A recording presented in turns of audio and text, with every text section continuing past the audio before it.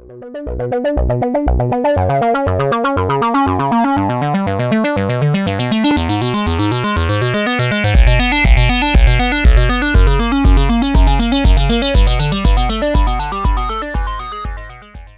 vais commencer par une question qu'on pose à absolument tous les invités, qui est: est-ce que tu peux décrire ton parcours depuis ton enfance jusqu'à ton arrivée en thèse? Alors, je ne vais pas répondre à ta question d'abord. Je vais te remercier de m'avoir invité pour ce podcast. Mais je t'en prie. Et je vais essayer de répondre le plus concisement à ta question, en étant le plus concis, parce qu'au final, on a 1 heure, mais ça peut être beaucoup plus long que ça. Alors, résumer mon parcours jusque... C'est la thèse, t'as dit, c'est ça? C'est ça, ouais. La thèse. Jusque la thèse. Je viens d'un bac économique et social. Mmh. Et après, comme l'économie, c'était sympa, c'était super, le droit, en général, ça paye bien, les sciences économiques, c'est très concret et très 1 plus 1 égale 2. Mmh. Très véridique, très démontré dans la théorie. Je me suis dit, je vais partir dans les maths. D'accord. Je suis parti à l'université faire une licence de maths. Et là, en fait, au bout de la première année de licence maths, qui s'est très bien passée d'ailleurs, j'étais pas très présent, mais ça s'est bien passé. Je me suis dit, au final, les maths, c'est pas trop pour moi, c'est trop théorique, et surtout, je vois pas ce que je vais faire après le master. Et donc, je suis parti en licence mécanique. Mmh. J'ai fait de l'alternance à partir de la 3e année, donc 3e année de licence. Et après, j'ai continué en master simulation numérique. Donc, en gros, c'est juste la mise en... C'est juste le... Comment dire simuler la théorie, en fait, de la mécanique, donc de la thermique, de la mécanique des fluides, etc., avec un ordinateur. Donc, la simulation numérique. J'ai fait ça pendant 2 ans, donc je terminais mon master. Et après, se poser la question, est-ce que je partais dans le monde de l'industrie? Est-ce que je commençais à bosser vraiment? On y reviendra. Ou est-ce que je pars en thèse? Et en fait, ça faisait déjà quelques années que ça me trottait dans la tête. Et un sujet se présente. Je me souviens, on était en octobre, mon futur directeur de thèse pour le coup, vient me voir et me dit: écoute Jérémy, j'ai un sujet pour toi. Bon, ok, je regarde le sujet, bon, je dis Franck, ça m'intéresse pas trop. Ça m'intéresse pas trop. Parce qu'à ce moment-là, je voulais vraiment bosser dans l'aérospatiale. Et le sujet en question, c'est un sujet qui était très automobile. On parlera après du sujet. Mais il y avait un gros plus sur le sujet que j'avais pas vu à l'époque, c'était le couplage entre simulation numérique, donc physique, et intelligence artificielle. À l'époque, ça s'appelait pas intelligence artificielle d'ailleurs, le sex word c'était machine learning. D'accord. Le terme que je pouvais pas encadrer à l'époque. Ok. Donc je saurais pas te dire si ça a participé d'ailleurs à ma décision de refuser le sujet de thèse, mais c'est aussi parce que je voulais partir sur Toulouse. Et je trouve un sujet de thèse qui était génial. Si je me souviens bien du titre correctement, c'était modélisation de la dégradation thermostructurelle des matériaux en rentrée atmosphérique. D'accord. Et vraiment, c'était le sujet qui m'aurait fait me lever tous les jours pour aller bosser sur ma thèse. Il y avait de la thermique, il y avait de la CFD, il y avait du spatial. Et il y avait un sujet qui était complètement avant-gardiste. C'est pas avant-gardiste parce qu'au final, le sujet existe quand même depuis des années. Ça fait 60 ans qu'on fait rentrer, plus maintenant d'ailleurs, 70 ans qu'on fait rentrer des objets dans l'atmosphère. Ouais. Mais globalement, la théorie derrière en gros, comment modéliser ce phénomène, c'est une plaie à simuler. C'est une plaie parce que dans la haute atmosphère, il y a des phénomènes d'oxygène atomique.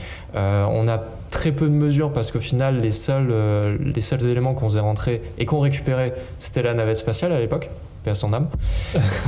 Et à l'époque, il faut quand même se rappeler qu'on n'avait pas The Exploration Company. On avait Hermès du côté Europe qui était quasiment mort-né. Et on avait des capsules qui permettaient d'aller ravitailler l'ISS, mais globalement, il y avait quand même très peu de données. Donc le sujet était génial, vraiment génial. Donc au final, j'ai pas été pris pour ce sujet. Et j'envoie une quantité faramineuse de candidatures, surtout à l'ONERA d'ailleurs, et pas de réponse.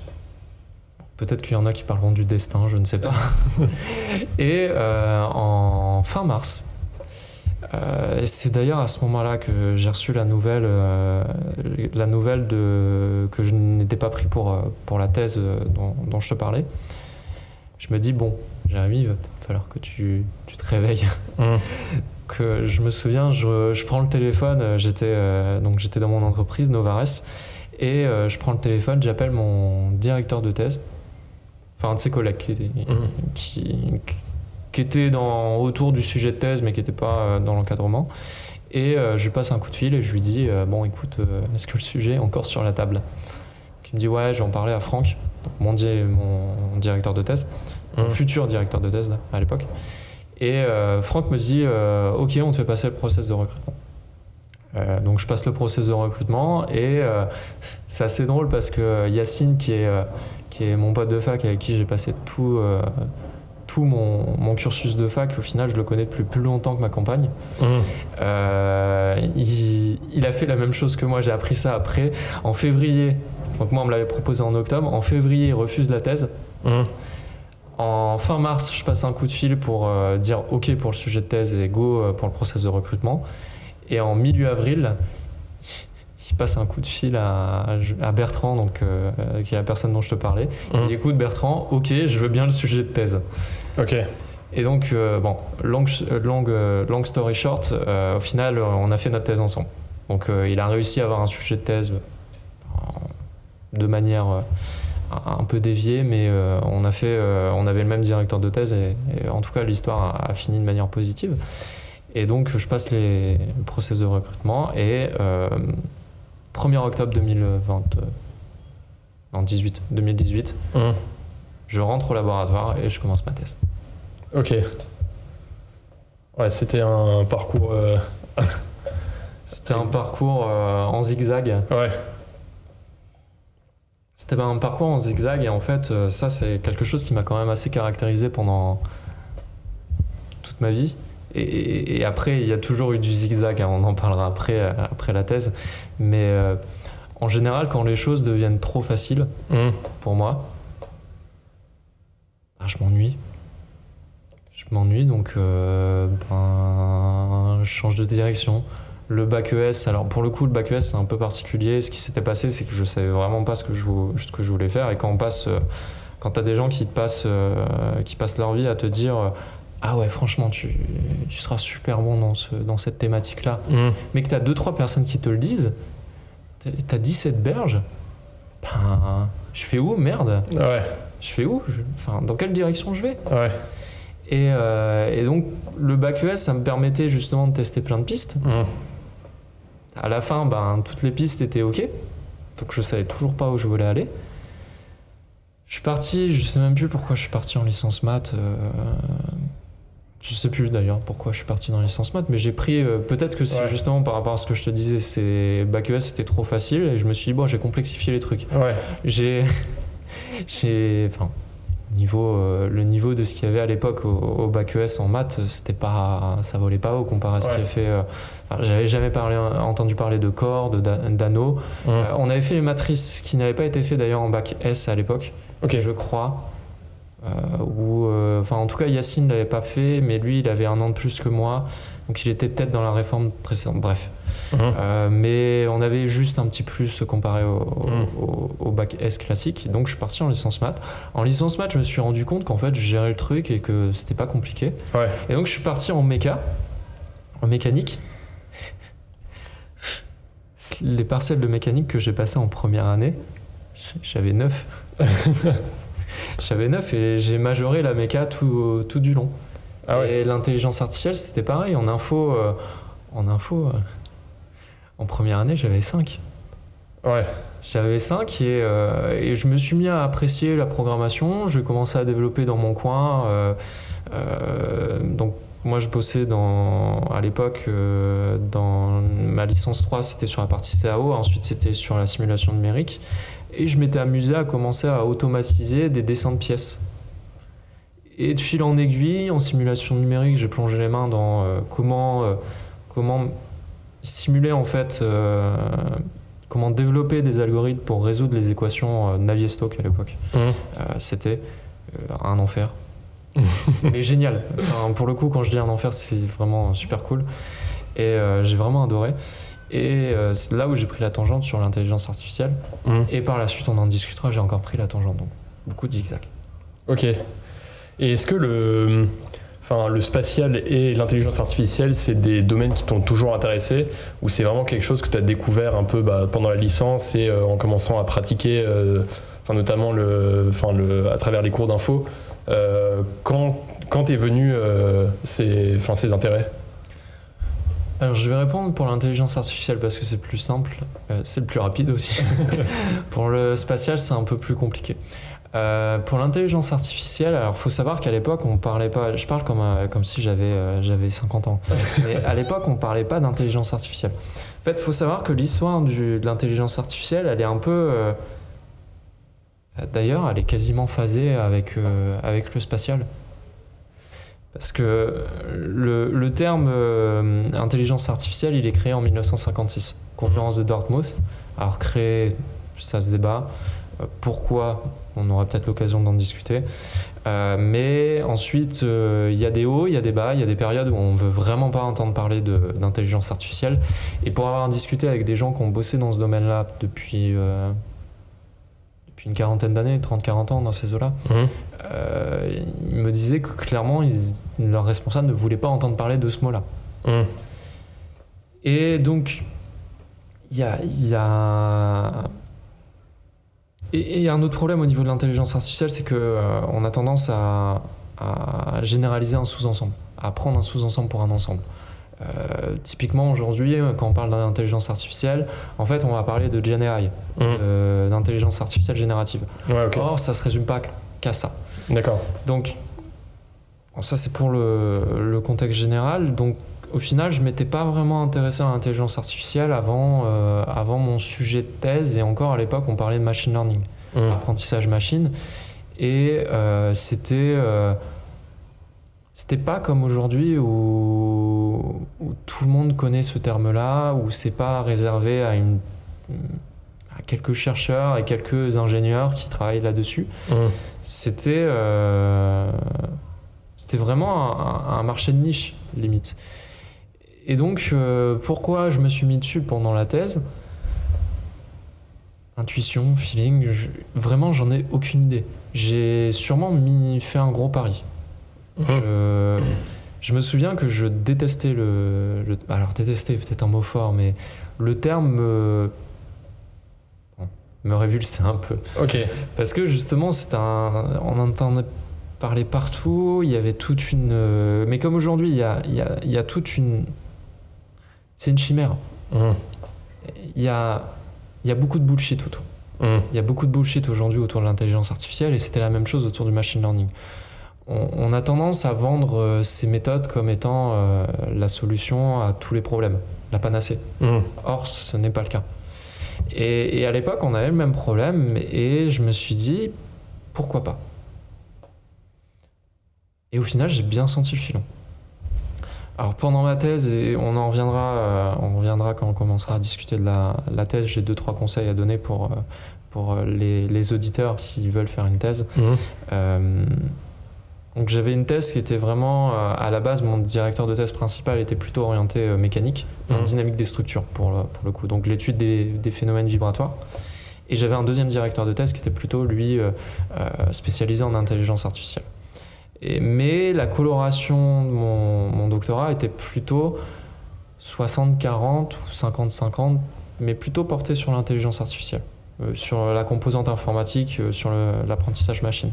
Et donc, j'ai moi-même donné cette coloration et accentué cette coloration. Donc, au final, pour répondre à ta question, l'envie de bosser dans ce domaine est venue assez tard. Et sur, je vais pas dire un coup de chance, mais sur on met le mot qu'on veut, un feeling, un feeling, de l'instinct, je ne sais pas. Et au final, ça paye. Ça paye puisqu'aujourd'hui, je suis en plein dans le maelstrom. Et pour le spatial, en fait, j'ai toujours été passionné par l'astronomie. Et à la base, je voulais être astrophysicien. C'est vraiment le truc sur lequel je voulais bosser quand j'étais gosse. Je me souviens quand j'étais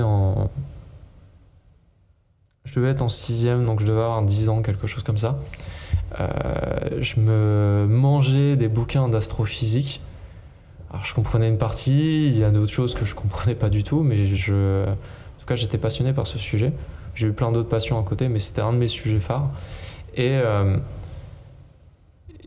en fait, je suis pas allé dans cette direction-là. Pour des raisons perso, bref, je suis pas allé dans cette direction-là. Ok. Et au bout d'un moment, en fait, quand je commence à plonger dans la simulation numérique et compagnie, je me rends compte que la simulation numérique, on peut l'utiliser aussi pour tout ce qui a trait à l'espace, de manière générale, l'astronautique. Et donc c'est là que je commence à essayer de prendre la tangente. Je me suis pris un premier mur, au final, parce que la thèse dont je te parlais tout à l'heure, j'ai pas été retenu pour pouvoir la réaliser. Mais c'est resté en tâche de fond. Et à la fin de la thèse, c'était pendant ma 4e année, si je me trompe pas, j'ai un mail qui tombe dans ma boîte mail, hackathon, deep tech et spatial. L'occasion. Et c'est là où j'ai pris la tangente. D'accord. Et du coup, en gros, ton sujet de cœur de thèse, une fois que que tu as su que tu pouvais pas t'y consacrer, est-ce que tu t'es dit il faut absolument que je fasse une thèse, ou est-ce que tu t'es dit il faut peut-être que je travaille un peu plus dans ce domaine? Quel était ton état d'esprit à ce moment-là, et qu'est-ce qui t'a conduit à du coup revenir sur le premier sujet? Alors, je te cache pas que j'ai passé 2 semaines, 2 semaines c'est peut-être exagéré, mais en tout cas j'ai passé quelques jours compliqués. Parce que vraiment je m'étais mis dans la tête que c'était vraiment le sujet de rêve qui me permettait vraiment de repartir dans la bonne direction. Et ça a été dur à encaisser. On était parti, on revenait de vacances avec ma compagne, et je reçois le mail, parce que les chercheurs ont tendance à travailler le soir. Je reçois le mail à 23h30 au moment où j'éteignais mon téléphone. Ah ouais. Donc je te cache pas que la nuit a été un peu compliquée, et le lendemain, en fait, vraiment à 8h30, quand j'arrive au boulot, je prends mon téléphone, j'appelle la directrice en question, la responsable du sujet, et je lui demande. Et pour le coup, elle n'a pas su me donner de raison claire et précise, mis à part qu'il y avait beaucoup de candidats et que malheureusement, il fallait en sélectionner 5. Donc on va dire que ça a été assez compliqué, mais j'ai redoublé d'efforts parce que j'ai tendance à pas me laisser abattre quand je suis dans des situations compliquées, et je pense que ça c'est quelque chose de fondamental. C'est que si une porte se ferme, il y a toujours une fenêtre d'ouverte quelque part. Si c'est pas la fenêtre, il y a une cave d'ouverte ou je sais pas quoi, mais il y a toujours un moyen de retomber sur ses pattes. Et donc je me suis battu pour essayer de trouver un sujet de thèse, et là je continue à avoir les portes qui se fermaient face à moi. Il y a un sujet de thèse où j'ai vraiment failli poursuivre, j'étais vraiment bien placé, problème de financement. Donc là on peut commencer à se dire, le sort s'acharne. Ouais. Et au bout d'un moment, il faut rester pragmatique. Je pense que ça c'est fondamental, c'est que quand toutes les portes se ferment, il faut savoir être patient. Et je suis parti sur ce sujet. Alors je déconseille de partir sur un sujet de thèse qu'on n'apprécie pas. Et j'ai des conseils justement pour essayer cadrer, cerner la chose, parce qu'il y a beaucoup de choses à faire attention pour un sujet thèse. Ok. Et simplement, c'était soit ça, soit je partais dans le monde du travail, je faisais un boulot d'ingénieur. Donc j'avais des opportunités pour ça, mais est-ce que ça voulait dire, est-ce que je devais tirer un trait sur la thèse? J'ai préféré ne pas tirer un trait sur la thèse. D'accord. Et est-ce que du coup avec le recul tu ferais le même choix, tu penses, ou Clairement. Ouais. Clairement oui. Et même si la thèse, il y a eu du bon, il y a eu du mauvais, la thèse c'est un pharmacon. Pharmacone, je sais pas comment on prononce. Il faut pas oublier que c'est pas une panacée, il y a des aspects positifs et il y a des aspects négatifs. Et je dirais que en prenant conscience des aspects négatifs, on peut les contrebalancer. Ils sont forts, les aspects négatifs. On pourra en discuter après. Mais j'ai jamais regretté un choix que j'ai fait, un choix conscient que j'ai fait dans ma carrière. Et dans ma carrière. D'accord. Et du coup, venons à ton sujet de thèse. Comment est-ce que tu l'as disséqué? Enfin, déjà, comment tu l'as trouvé? Enfin, c'était un sujet qui était disponible, mais comment tu l'as reçu, perçu, et comment tu te l'es approprié? Alors, le sujet, c'était modélisation du crissement. Donc, le crissement, c'est le son aigu qu'on entend quand un système mécanique freine. Donc, celui qu'on entend le plus fréquemment, c'est le TGV. C'est horrible. C'est horrible. Quand le TGV rentre en gare et qu'il freine, c'est vraiment ce son aigu désagréable qui nous arrache les oreilles, arrache les tympans. Et donc l'idée, c'était en fait donc ce phénomène, il est assez mal compris au niveau physique. On a différents outils pour le simuler. On a des outils qui sont plutôt des analyses fréquentielles. Donc je vais pas trop rentrer dans les détails techniques, mais c'est des outils qui sont assez peu prédictif. C'est aléatoire. On va pouvoir... Donc, en fait, la théorie dit que le crissement, c'est un phénomène, c'est une instabilité vibratoire qui va générer un phénomène acoustique, le son qu'on entend. Et cette instabilité, en fait, va correspondre à des différentes parties du système qui vont se mettre en résonance et qui vont s'auto-exciter après. Ça veut dire qu'on va avoir les plaquettes, par exemple, qui vont se mettre à vibrer. Et ensuite, on va avoir le disque qui va se mettre à vibrer en résonance par rapport à ça. En réponse par rapport à ça. Et donc, le système va s'auto-entretenir. Et c'est de là qu'on obtient cette réponse acoustique qui est très désagréable. Il y a d'autres manières d'expliquer ça. Une manière qui est plutôt sur l'état de surface. Et donc sur une succession en fait là par exemple la table si on frotte elle est légèrement rugueuse. Le disque c'est pareil, il va avoir une certaine rugosité et il va passer par des phénomènes qui sont il va se lisser et ensuite il va redevenir rugueux parce que quand il se lisse il y a des petits morceaux qu'on appelle le troisième corps. C'est juste des débris, c'est des petits morceaux de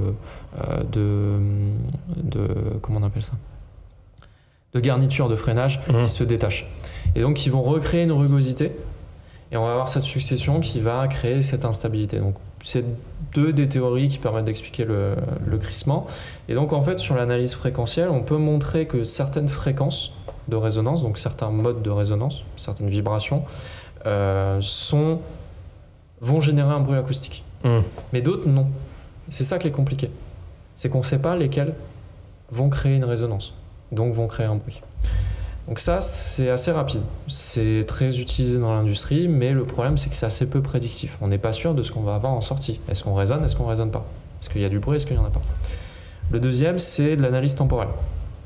Cette fois, on prend les équations, on les résout temporellement, et comme toute analyse temporelle, c'est très long.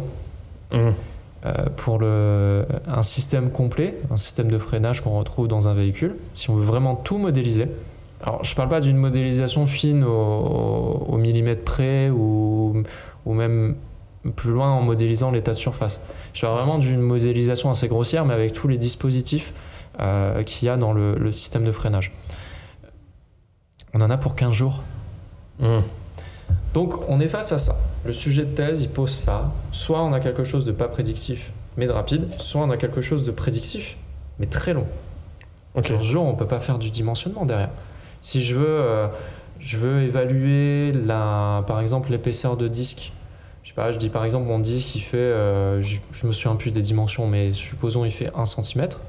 Je vais regarder ce que ça donne et derrière je vais optimiser, je veux réduire mon bruit acoustique. Ouais.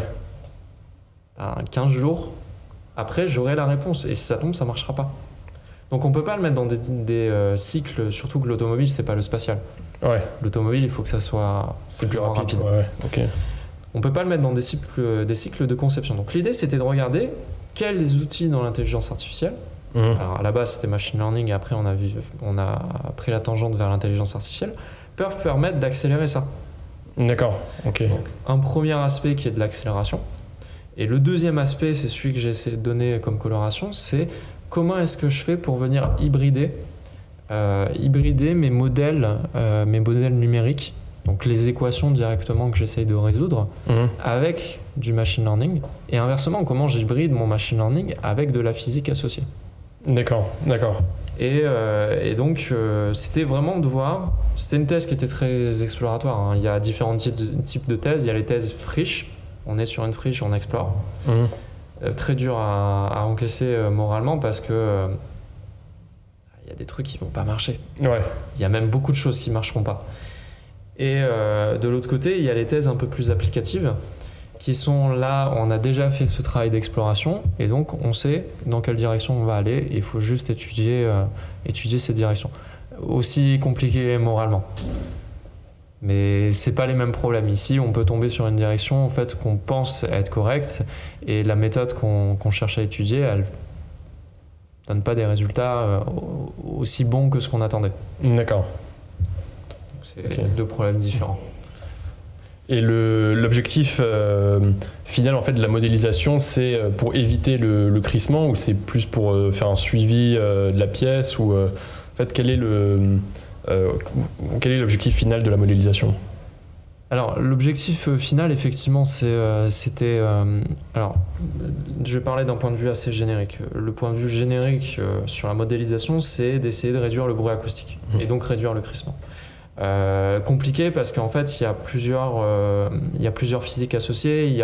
Quand on freine ça chauffe, donc il y a de la thermique, il y a de l'acoustique, de la propagation en champ libre dans l'air qui nous entoure. Il y a des problèmes fréquentiels, un mode propre d'un système. Donc pour rapidement expliquer ce que c'est un mode propre en fait c'est une caractéristique d'un système qui va en fait se mettre à vibrer à une certaine fréquence. Donc une fréquence, si par exemple je tape sur la table à je sais pas 5 fois par seconde, donc 5 Hz, peut-être que je vais la faire entrer en résonance. J'ai aucune idée de ce qu'est le mode propre de la table, mais l'idée c'est ça, c'est qu'on va mettre le système en résonance, il va se mettre à se déplacer. Et donc, au bout d'un moment, ce qui se passe, c'est que le déplacement va devenir important et il peut mener à la casse. Donc après, il y a l'histoire des couplages de mode que j'avais déjà expliqué, mais on ne peut pas faire disparaître en fait ces fréquences. C'est une propriété intrinsèque de l'objet, de l'objet, du système.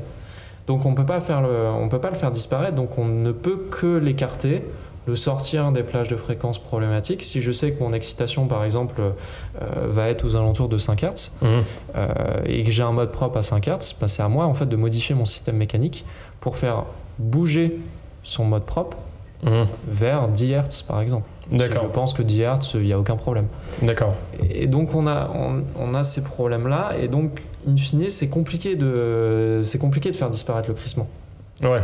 Parce que déjà il y a les problèmes de modélisation. On n'est pas sûr au niveau de la théorie.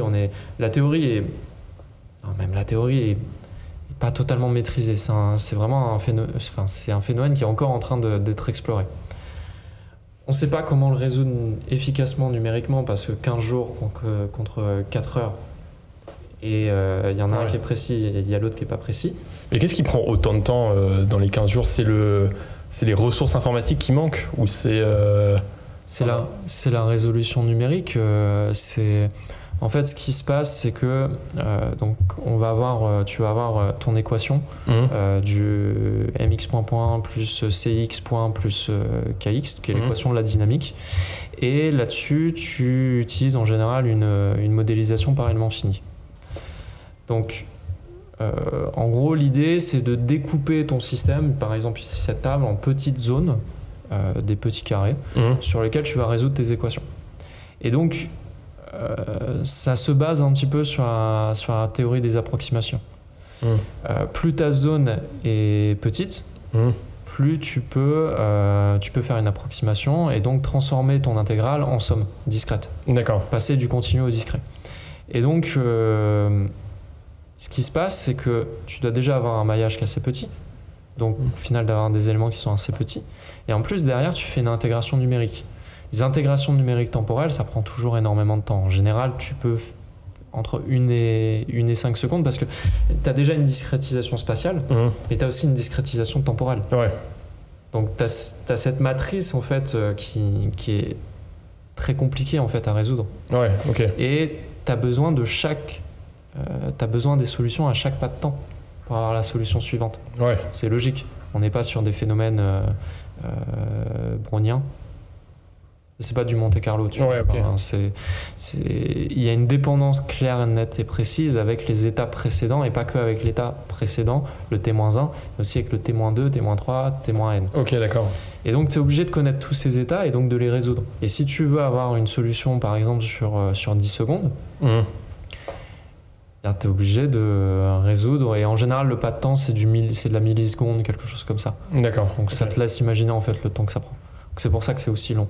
Okay. Et à ça, tu rajoutes le fait que ton système, tu as un disque, tu as les plaquettes, tu as les garnitures de plaquettes, tu as l'arbre de transmission. Je m'y connais pas en automobile, donc okay. Mais tu as tout le système derrière qui est composé d'énormément de pièces. D'accord. Ouais. Plus tu fais des simplifications, plus tes résultats sont mauvais. Je prends souvent cet exemple sur un assemblage de plaques rivetées. Aujourd'hui, il y a des gros travaux dans le monde de la simulation numérique sur la modélisation du rivet.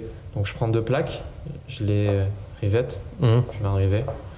Et donc, la modélisation du comportement matériau de ces 2 plaques à la sollicitation mécanique. Si tu tires par exemple tes plaques comme ça, tu vas avoir un effet de cisaillement.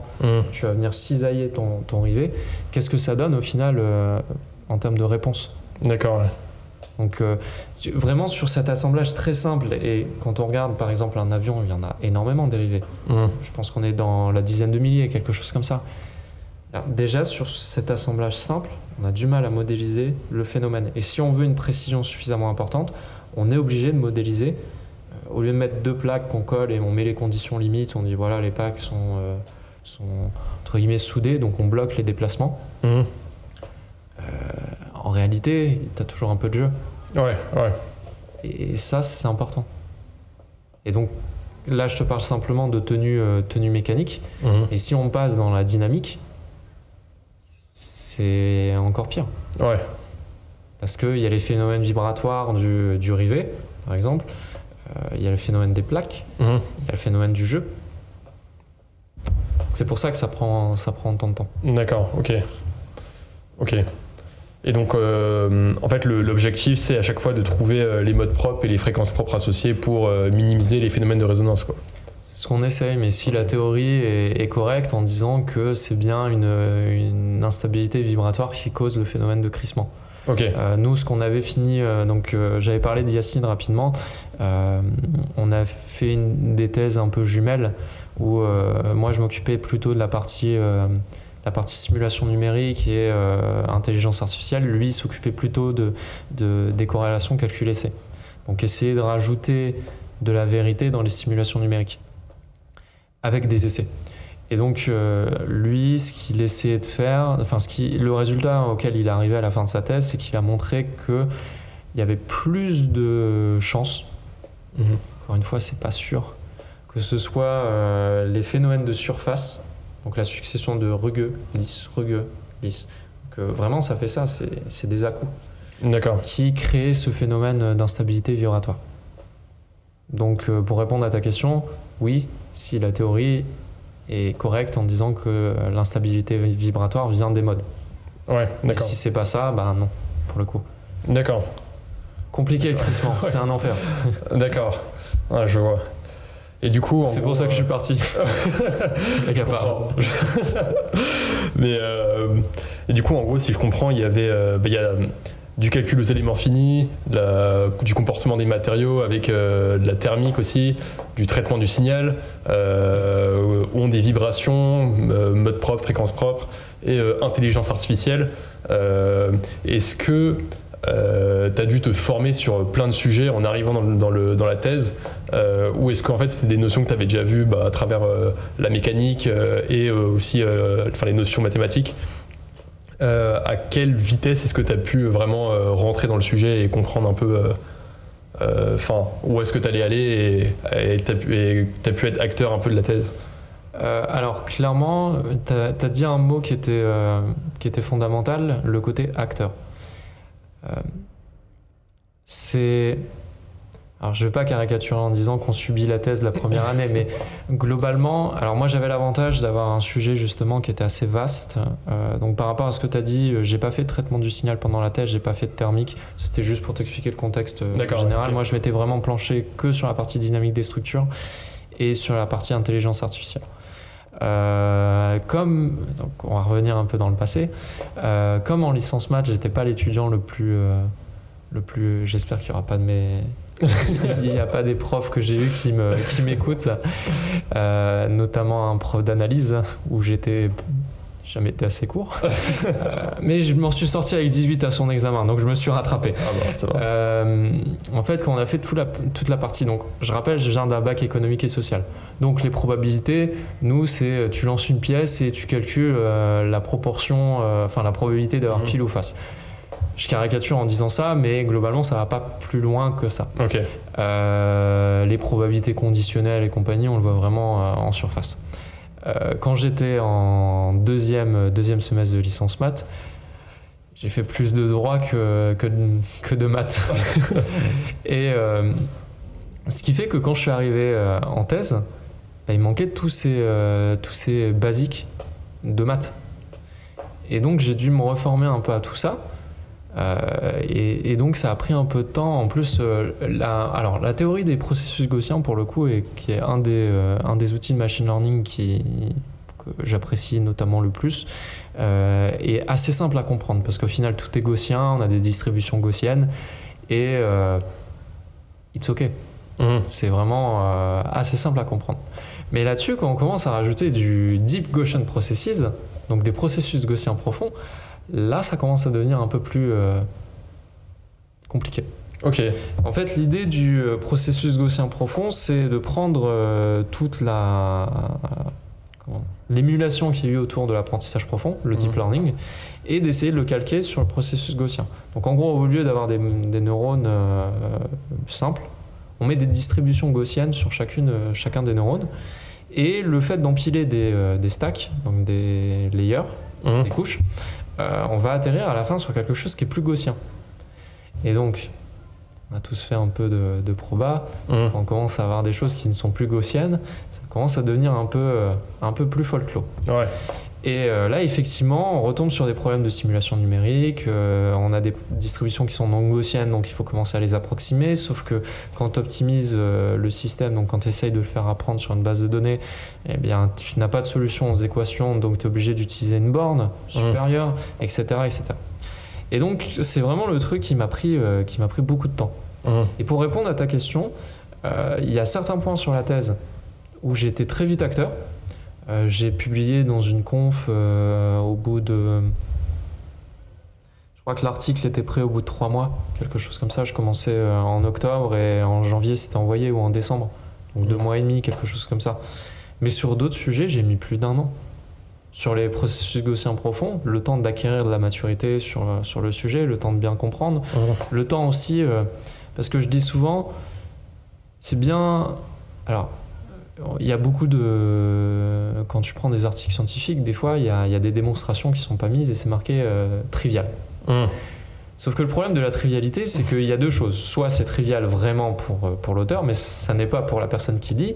Soit l'auteur ne sait pas en fait faire la démonstration. Et donc, tu en es au même endroit que l'auteur. Et donc, tu es obligé d'essayer d'aller creuser beaucoup plus loin que ça. Et ça, c'est assez compliqué au final. Essayer de trouver l'auteur qui a fait la démonstration, essayer toi de te taper la démonstration. Des fois, c'est pas aussi simple que ça. Donc j'ai eu de la chance pour le coup parce que la compagne de mon directeur de thèse était agrègue en maths. Elle est devenue MCF il y a pas longtemps, donc elle m'a pas mal aidé. Elle m'a vraiment aidé pour le coup et a essayé de me remettre à niveau sur tous ces aspects de probabilité avec des distributions qui sont plus gaussiennes. Merci beaucoup Isabelle pour ce podcast. Donc ce qui fait que j'étais pas forcément acteur là-dessus. Il y a aussi un truc, oui, c'est là où je voulais arriver, c'est que c'est bien beau de comprendre la démonstration, faut savoir la refaire, faut savoir l'expliquer. Donc ça prend du temps.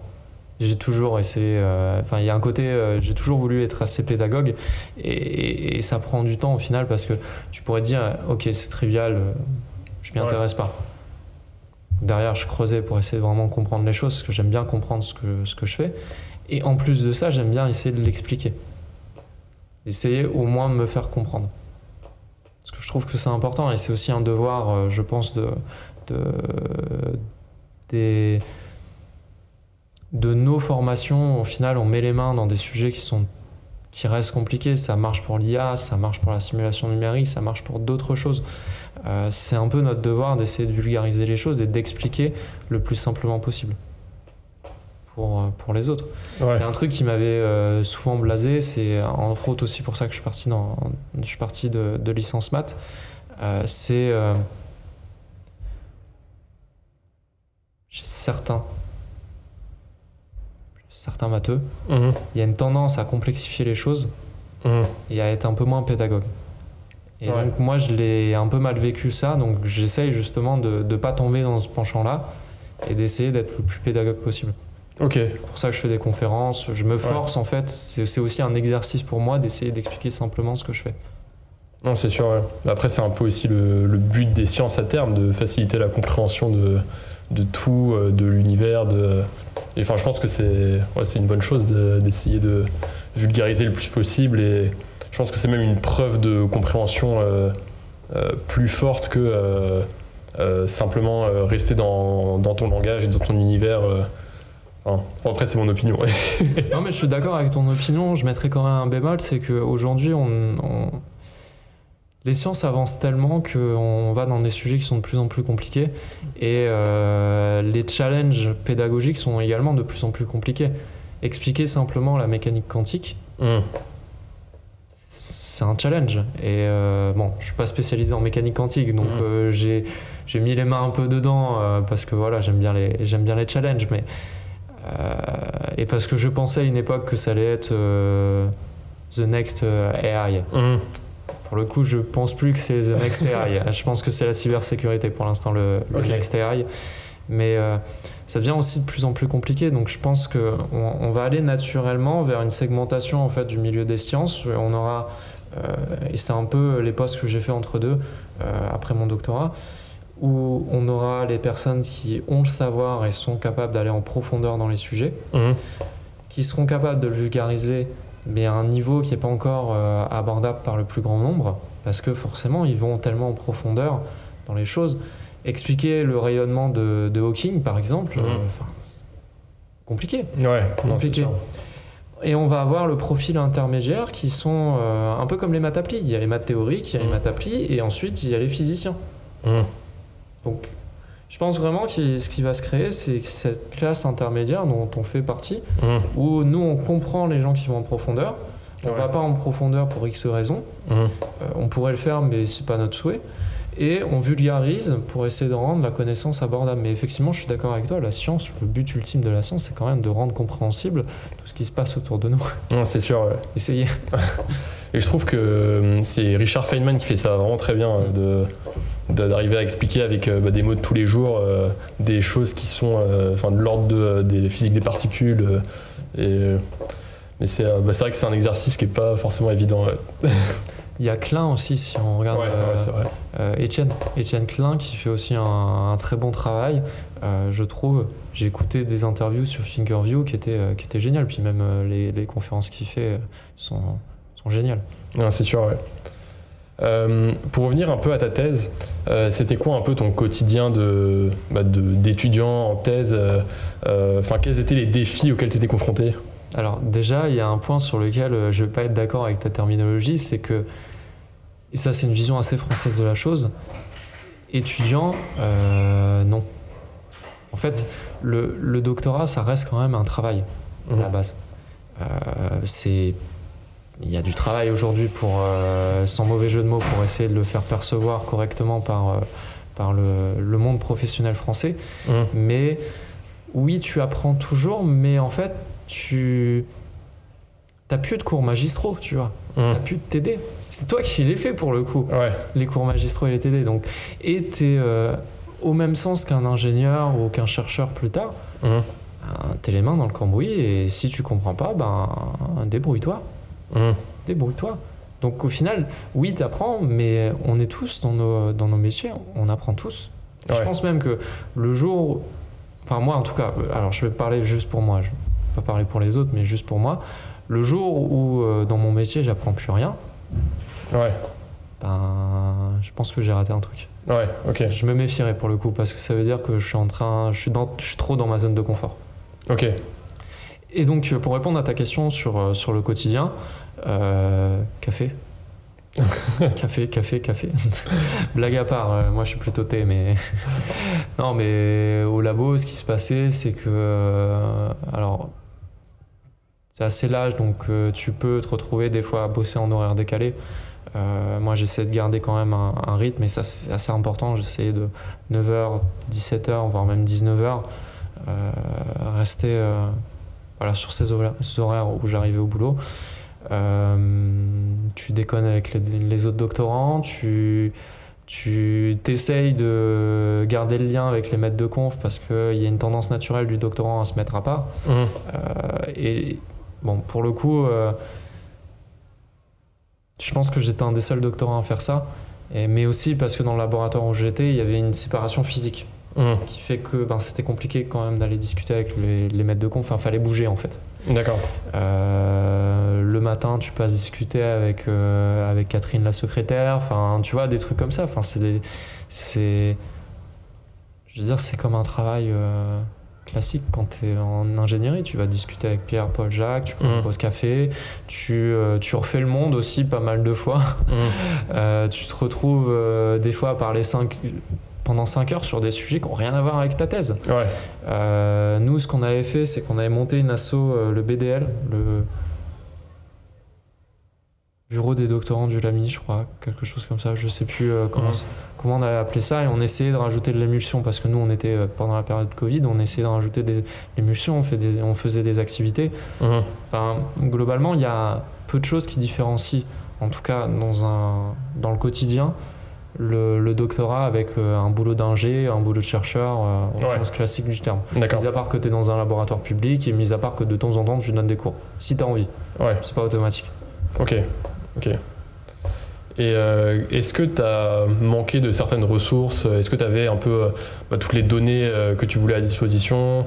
Peut-être la ressource informatique aussi, puissance de calcul ou est-ce que tu avais des défis de cet ordre-là? Alors, j'ai eu la chance et le luxe, je pense, d'être un doctorant qui n'a manqué de rien. Parce que j'étais entre deux laboratoires. Le LAMI, qui est un laboratoire large, mais moi j'étais dans l'équipe physique, et l'INRIA, Crystal INRIA. Crystal, qui est un labo d'informatique et qui est associé à l'INRIA. Et typiquement sur les conférences, en plein Covid, j'ai quand même réussi à faire 10 conférences, 9 en présentiel.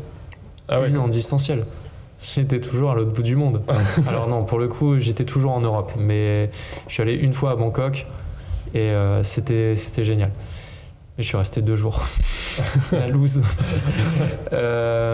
Et sinon, en fait, l'avantage d'être avec l'INRIA, c'est que tu peux profiter d'un gros serveur de calcul qui s'appelle Grid 5000 et où tu balances des simulations comme tu veux. D'accord. Et du côté du LAMI, c'est vrai que c'était un peu plus compliqué, mais c'était en train de se staffer. Ils étaient en train de se staffer pour et d'acheter le hardware pour l'infra pour pouvoir faire ça. même au niveau données, c'était mes simulations numériques. Donc en fait, je dépendais pas, j'ai pas les mêmes problèmes en fait qu'on a aujourd'hui avec par exemple les GAFAM ou avec même une entreprise qui veut par exemple,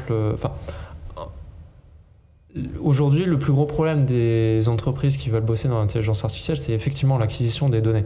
Donc si tu n'as pas tes propres capteurs en propre, expérimental, tu peux pas avoir tes données. Donc, soit tu dépends d'un client qui va te fournir ces données, soit tu dépends de toi-même qui va déployer une flotte de capteurs. Ça, c'est le premier pan de l'acquisition de données. La deuxième acquisition de données, c'est la simulation numérique. C'est ce qu'on appelle la donnée synthétique en intelligence artificielle. Nous, en physique, on appelle ça la physique numérique. Deux termes pour globalement la même réalité. Mais donc, c'est toi qui vas générer tes propres données. Donc non, globalement, j'avais pas de problème, même niveau financement. Mon directeur de thèse du côté de l'INRIA, il savait toujours bien se positionner pour que je parte en conférence. D'accord, ok. Et est-ce que du coup, ces conférences-là, c'est quelque chose qui est fréquent un peu dans les thèses du même domaine, ou est-ce que tu penses que tu as vraiment eu de la chance de présenter autant tes travaux et tes avancées? En physique, c'est pas nécessairement le cas.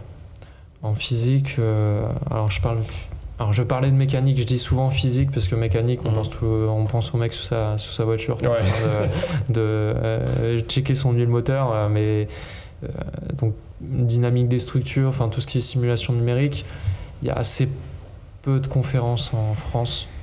Enfin, il y en a, mais c'est pas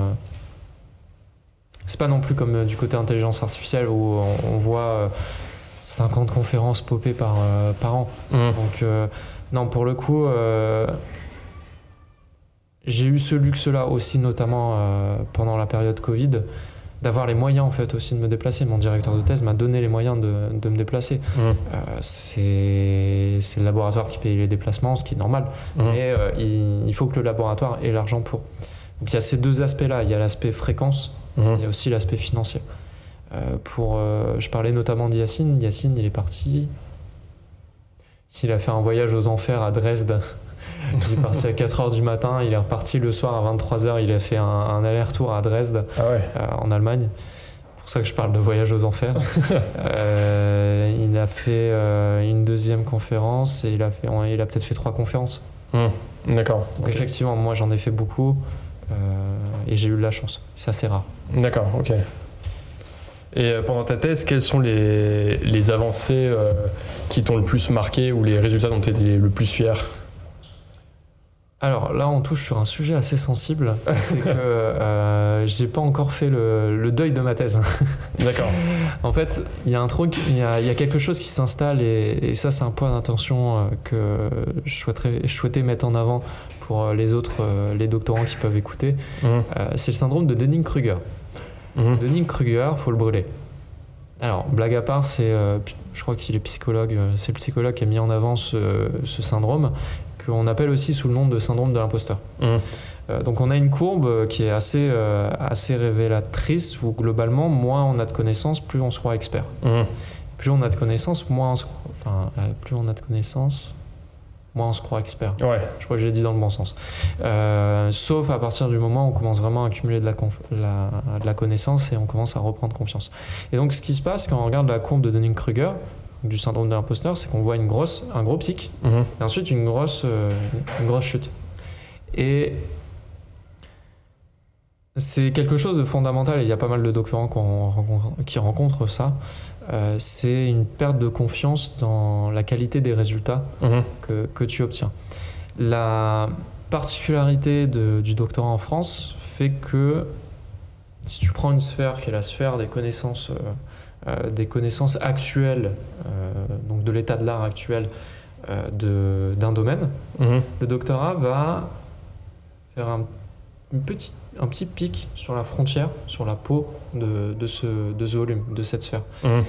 Et donc, au final, c'est de l'innovation incrémentale. Donc, il y a peu de groundbreaking innovation, achievement. Et donc, au final, et comme tu as la tête dans le guidon, et énormément, et c'est ça un des problèmes du doctorat, c'est que tu finis par avoir tellement la tête dans le guidon que le temps de ressortir ta tête du guidon, ça prend du temps. D'accord. Et donc, en étant subjectif, je suis pas trop en capacité de dire qu'est-ce qui était groundbreaking achievement. Là où, globalement, dans mon jury de thèse, j'avais quelqu'un de l'ENS Cachan, j'avais des HDR, j'avais 2-3 HDR, une directrice de recherche de l'ONERA, j'avais quelqu'un qui venait de l'université de Stuttgart. Globalement, c'est pas des ploucs que j'ai dans mon jury de thèse et qui ont jugé mes travaux comme étant novateurs. Mais tu parles à la mauvaise personne en fait. Je t'invite à les inviter dans ton podcast pour pouvoir leur poser la question. Ok, ça marche. Et du coup, aujourd'hui, quel regard un peu t'as sur sa thèse, sur cette période et si tu pouvais aussi te donner des conseils sur comment mieux l'aborder ou des choses que soit tu as regrettées ou sur lesquelles tu penses que tu aurais dû plus appuyer, quels conseils tu te donnerais? Alors, quel regard j'ai aujourd'hui? J'y ai déjà un peu répondu en partie. Je pense que ce qu'il faudrait peut-être ajouter un peu plus ça quand tu arrives, en fait, quand tu postules pour une thèse, c'est que il y a deux choses. En général, on pense que quand on fait une thèse, ou en tout cas quand on veut postuler à une thèse, on pense qu'il faut être le meilleur du monde, il faut vraiment avoir un niveau académique excellent. Déjà, ça, alors je dis pas qu'en étant nul, si notre niveau n'est pas suffisamment élevé, en tout cas, ce que je veux dire, c'est que c'est pas l'excellence qui fait qu'on peut accéder à la thèse. J'ai beaucoup de personnes qui me connaissent pas et quand je leur annonce que j'ai fait une thèse, direct, on te met sur un piédestal et on te dit tu dois être un génie.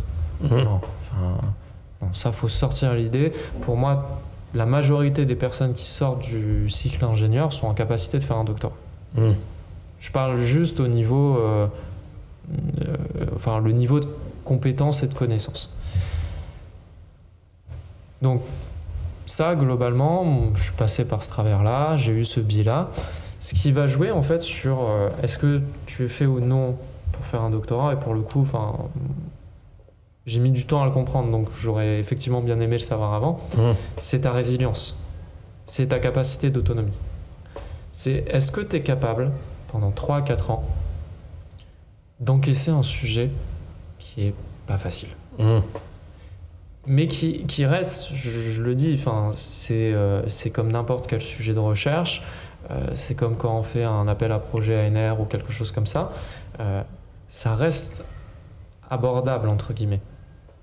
Si on a le socle de compétences de base. Je ne rentrerai pas sur la définition du socle de compétences de base, ce sera aux gens de le définir, mais ce qui est vraiment prépondérant pour moi, un no-go, tu vois, pour un candidat TESA, c'est s'il n'est pas autonome et s'il n'est pas résilient, je le prends pas. Ok. Je le prends pas. Et ça, c'est un truc que justement, alors pour le coup, moi j'avais les deux caractéristiques. J'ai appris aussi pendant ma thèse à développer de l'autonomie, à développer de la résilience, parce que quand ça fait 3 mois que ça marche pas,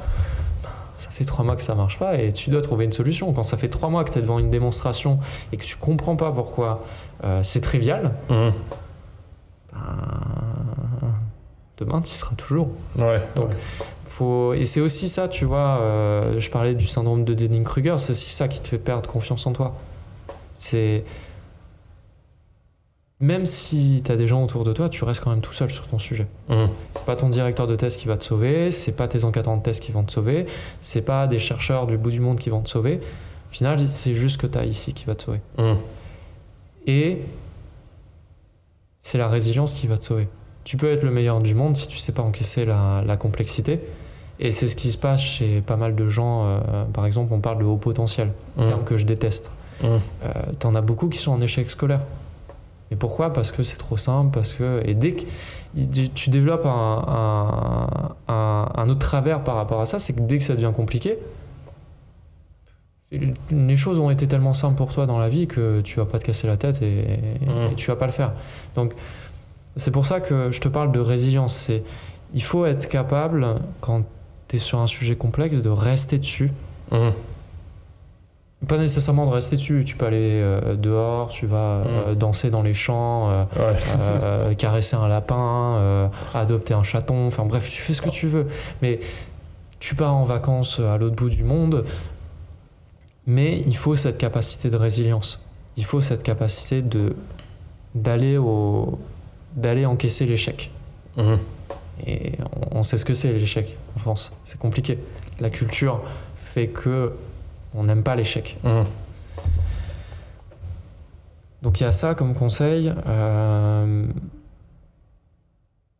Alors pour le coup, moi j'ai eu la chance de quand même bien tomber.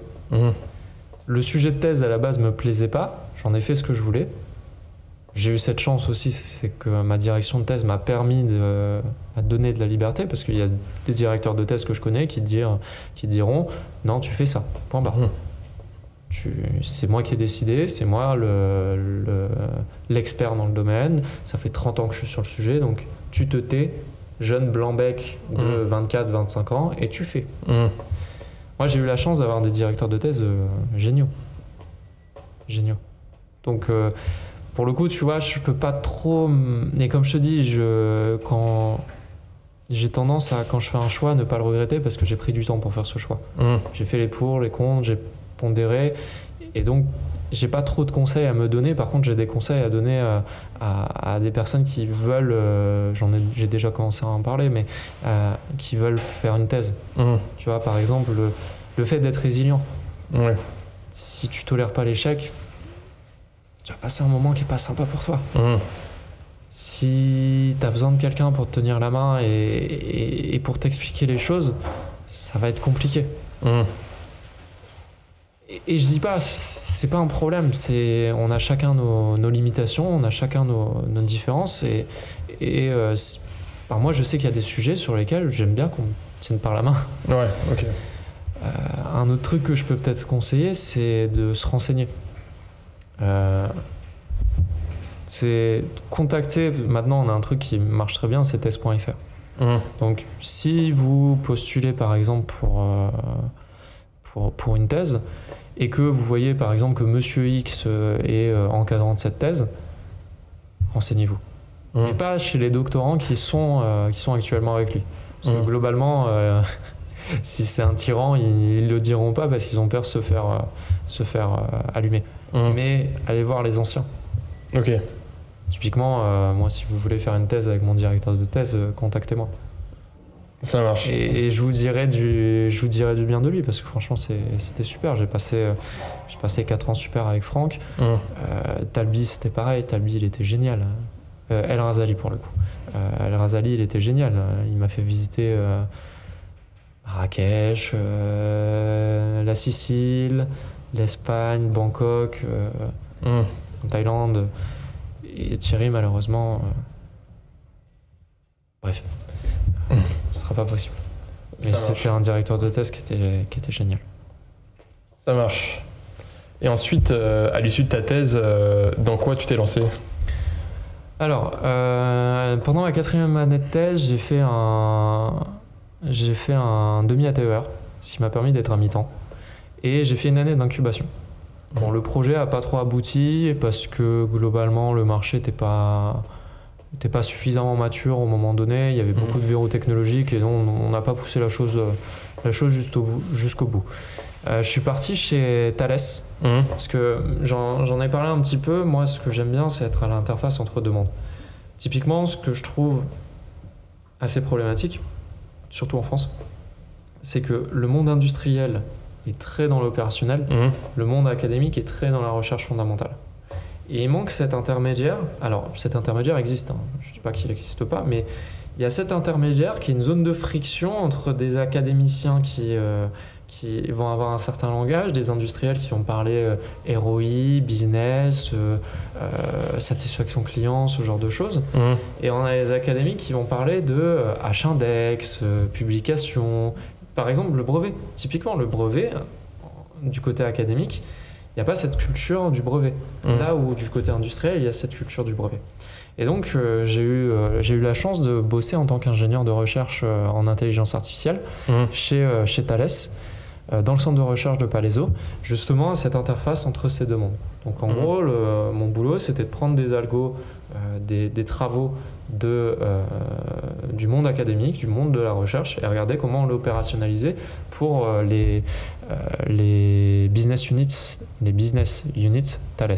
Donc le business Thales pour qu'on puisse le mettre dans des produits Thales. D'accord, ok. Et après, je suis resté quelques temps chez Thales. Après, j'ai monté une startup, Horizon Space, qui, long story short, on est en train de fermer aujourd'hui, et qui était donc dans le spatial et l'intelligence artificielle. D'accord.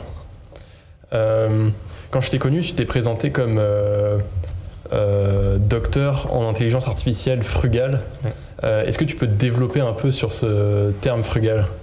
Alors, la frugalité, c'est un grand débat aujourd'hui. Alors, je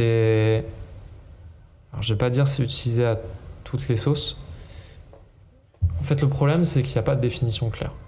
Aujourd'hui, les instituts de normalisation ne sont pas positionnés dessus. Je vais mettre des guillemets, je vais revenir après dessus.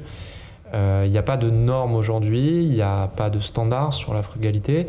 Et il y a aussi une question de sémantique entre frugalité et sobriété, par exemple.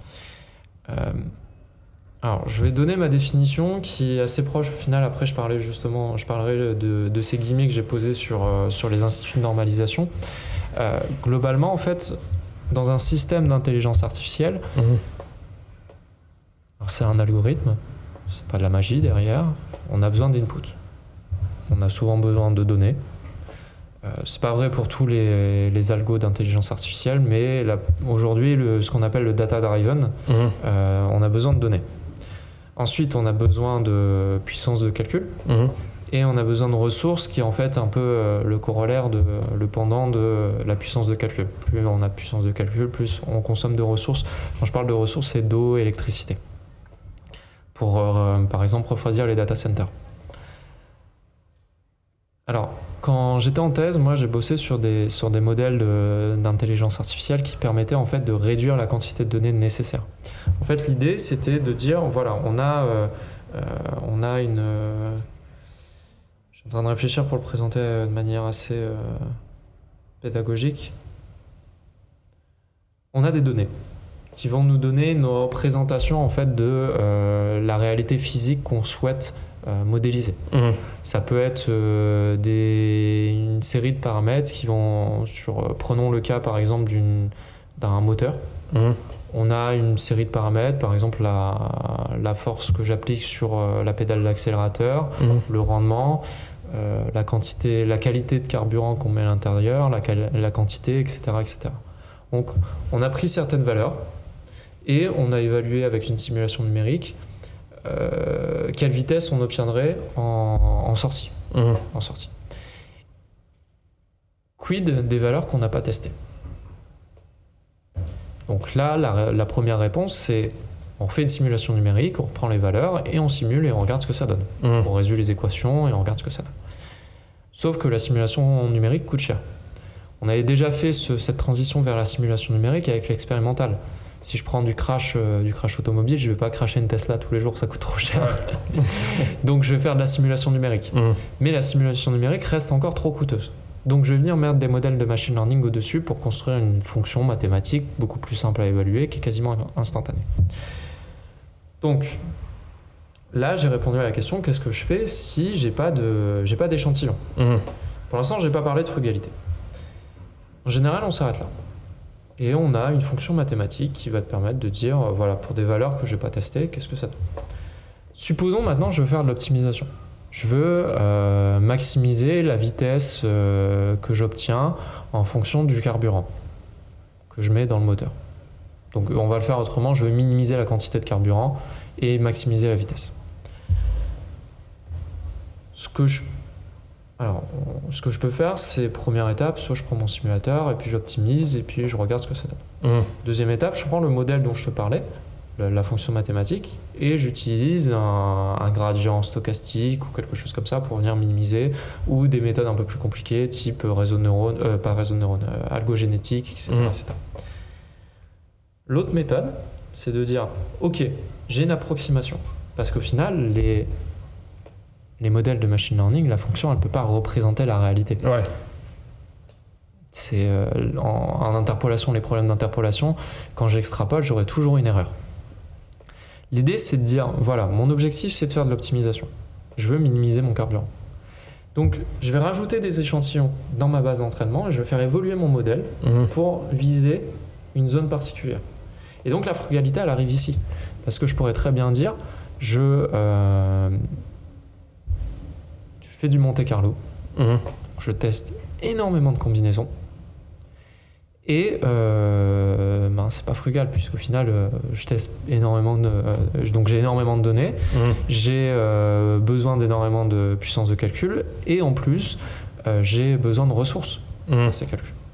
C'est clairement pas frugal. Ça c'est le premier niveau. Après je peux dire je réduis la quantité de données que j'utilise et donc je choisis mieux mes données.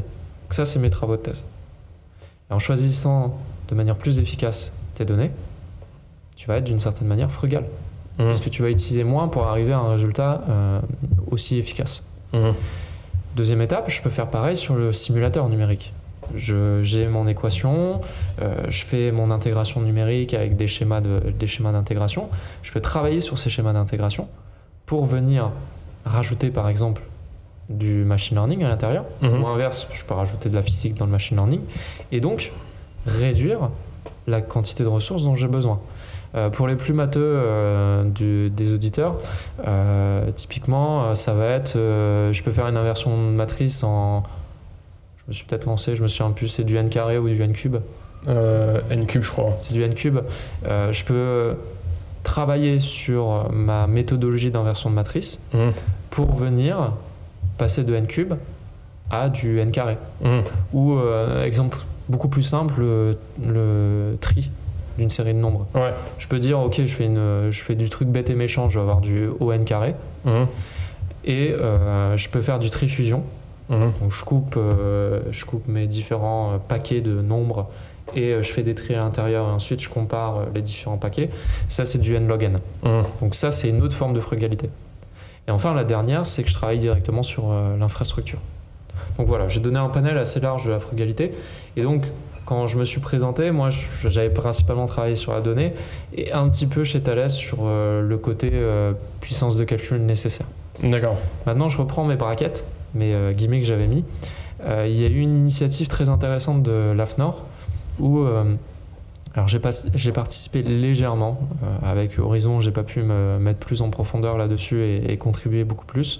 On a travaillé sur cette notion de frugalité. Qu'est-ce qu'elle voulait dire en fait d'un point de vue intelligence artificielle.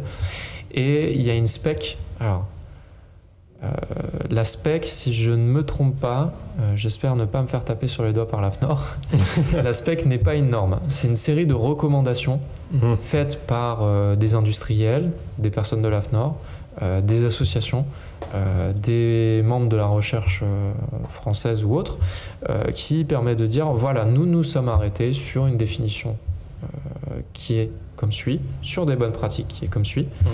Et ça sert de base pour les travaux de normalisation et normalement ils vont s'en servir pour aller travailler au niveau européen. Mais avec l'incertitude actuelle, je ne sais pas où ça en est. Et donc cette spec sur l'intelligence artificielle frugale va sortir. Et dedans, il y a une définition beaucoup plus claire qui reprend une partie de ce que je disais. Et je vais donner une des définitions que les personnes qui ont contribué sur cette spec ont donné de la frugalité, qui est qu'en gros, quand on veut faire de l'efficacité, on vise un niveau optimal, mais on va essayer de minimiser les externalités négatives. Typiquement, je veux que ma performance moteur soit la meilleure possible, mais je vais essayer de polluer le moins possible.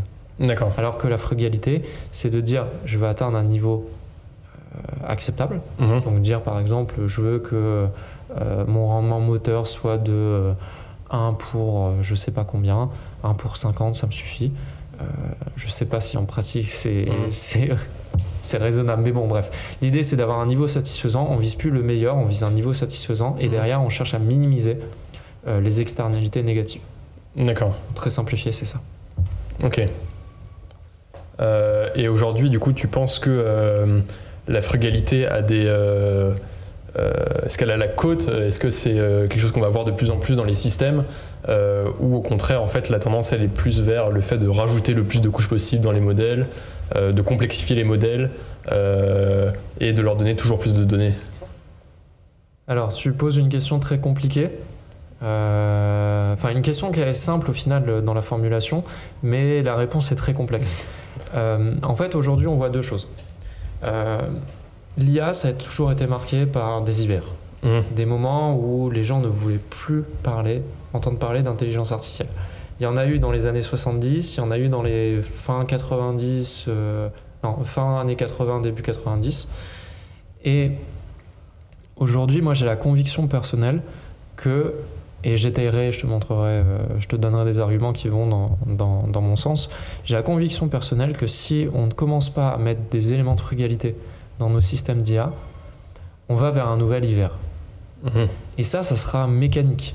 Je parle pas du côté environnemental et tout, je rentre pas dans le débat parce que globalement, même si j'ai mes convictions personnelles là-dessus, je trouve que le débat est assez... il part vite dans des sophismes et des convictions qui sont trop personnelles. Je vais parler uniquement en termes d'énergie.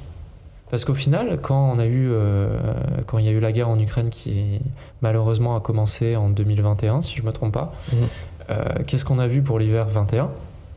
Une augmentation des prix du gaz. Et donc, on s'est battu pendant des années pour qu'on essaye de moins polluer. On essaye de faire de la résilience énergétique au niveau des bâtiments. On essaye de moins consommer.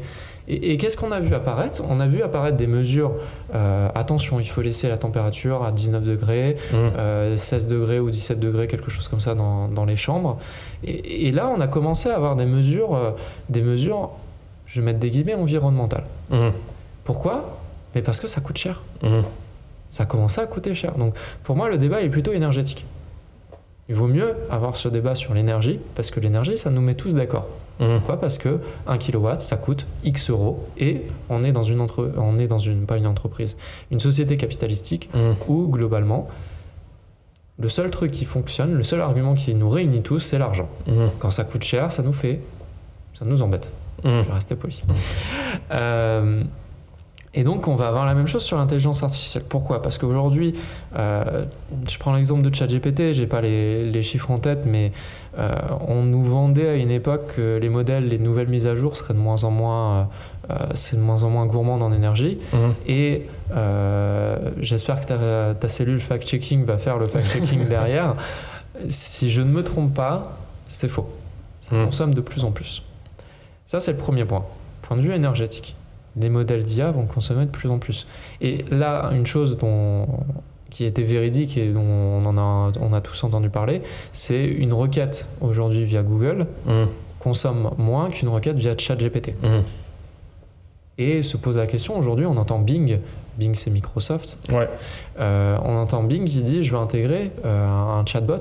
C'est déjà fait d'ailleurs, tu m'en avais parlé. C'est déjà fait, Désolé, le cordonnier est toujours le plus mal chaussé. C'est déjà fait. Et pour le coup, ça consomme beaucoup plus.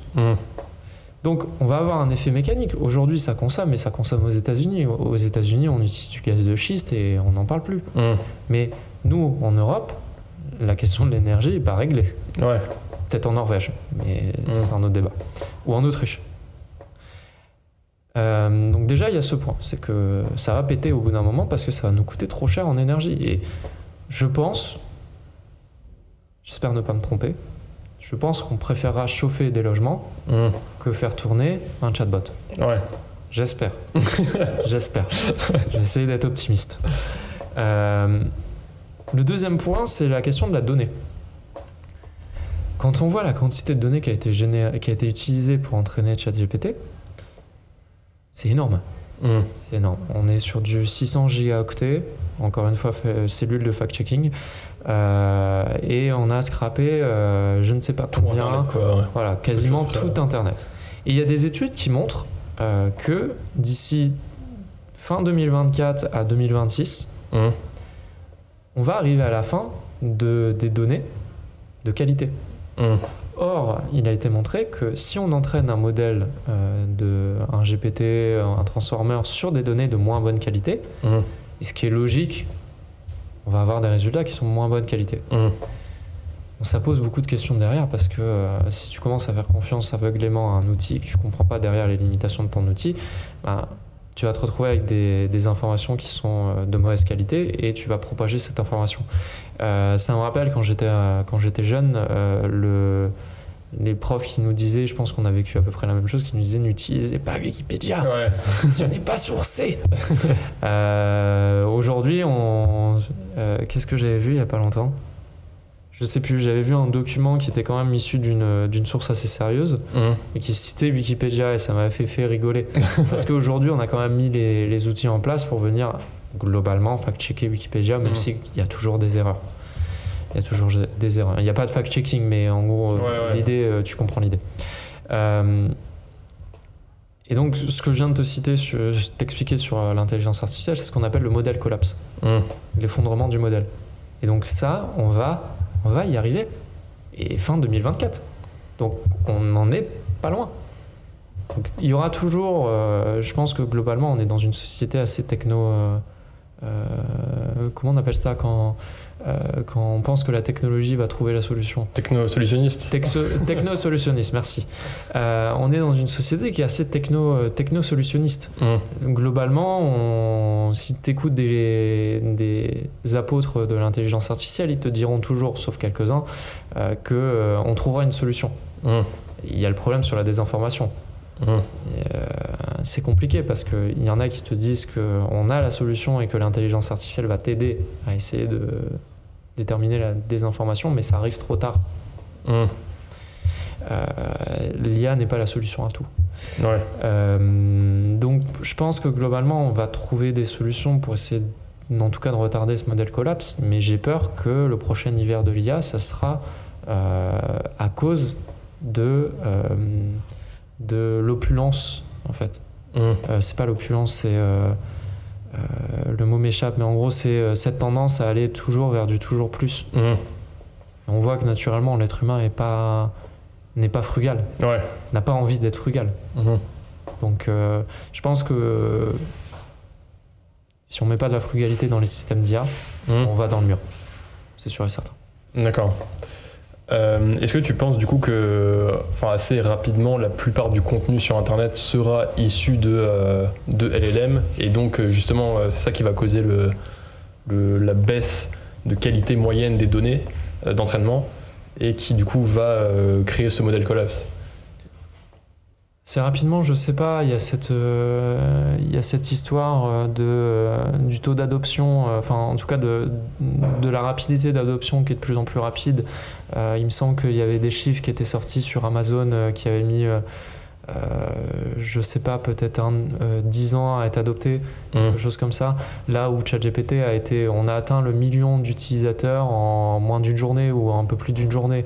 En tout cas, on est passé de quelques années à quelques jours, voire même quelques heures. Et donc, il y a cette question-là, est-ce qu'on sera en capacité de générer autant de données aussi rapidement? Je ne pense pas. Je ne pense pas, et je vais faire mon techno-solutionniste. Je vais dire que globalement, alors ça s'appelle du watermarking. On peut mettre des artifices, et de toute façon, il y en a naturellement des artifices dans les conférences que je fais. Je montre qu'il y a justement des artifices, ou des artifices visuels, des artifices physiques. Et des artifices non visibles dans les images d'intelligence, générées par la Gen AI.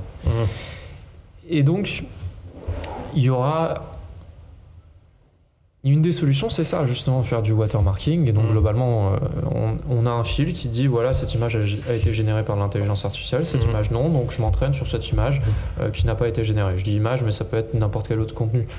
D'ailleurs, je précise, je ne suis pas une intelligence artificielle, au cas où, si le doute était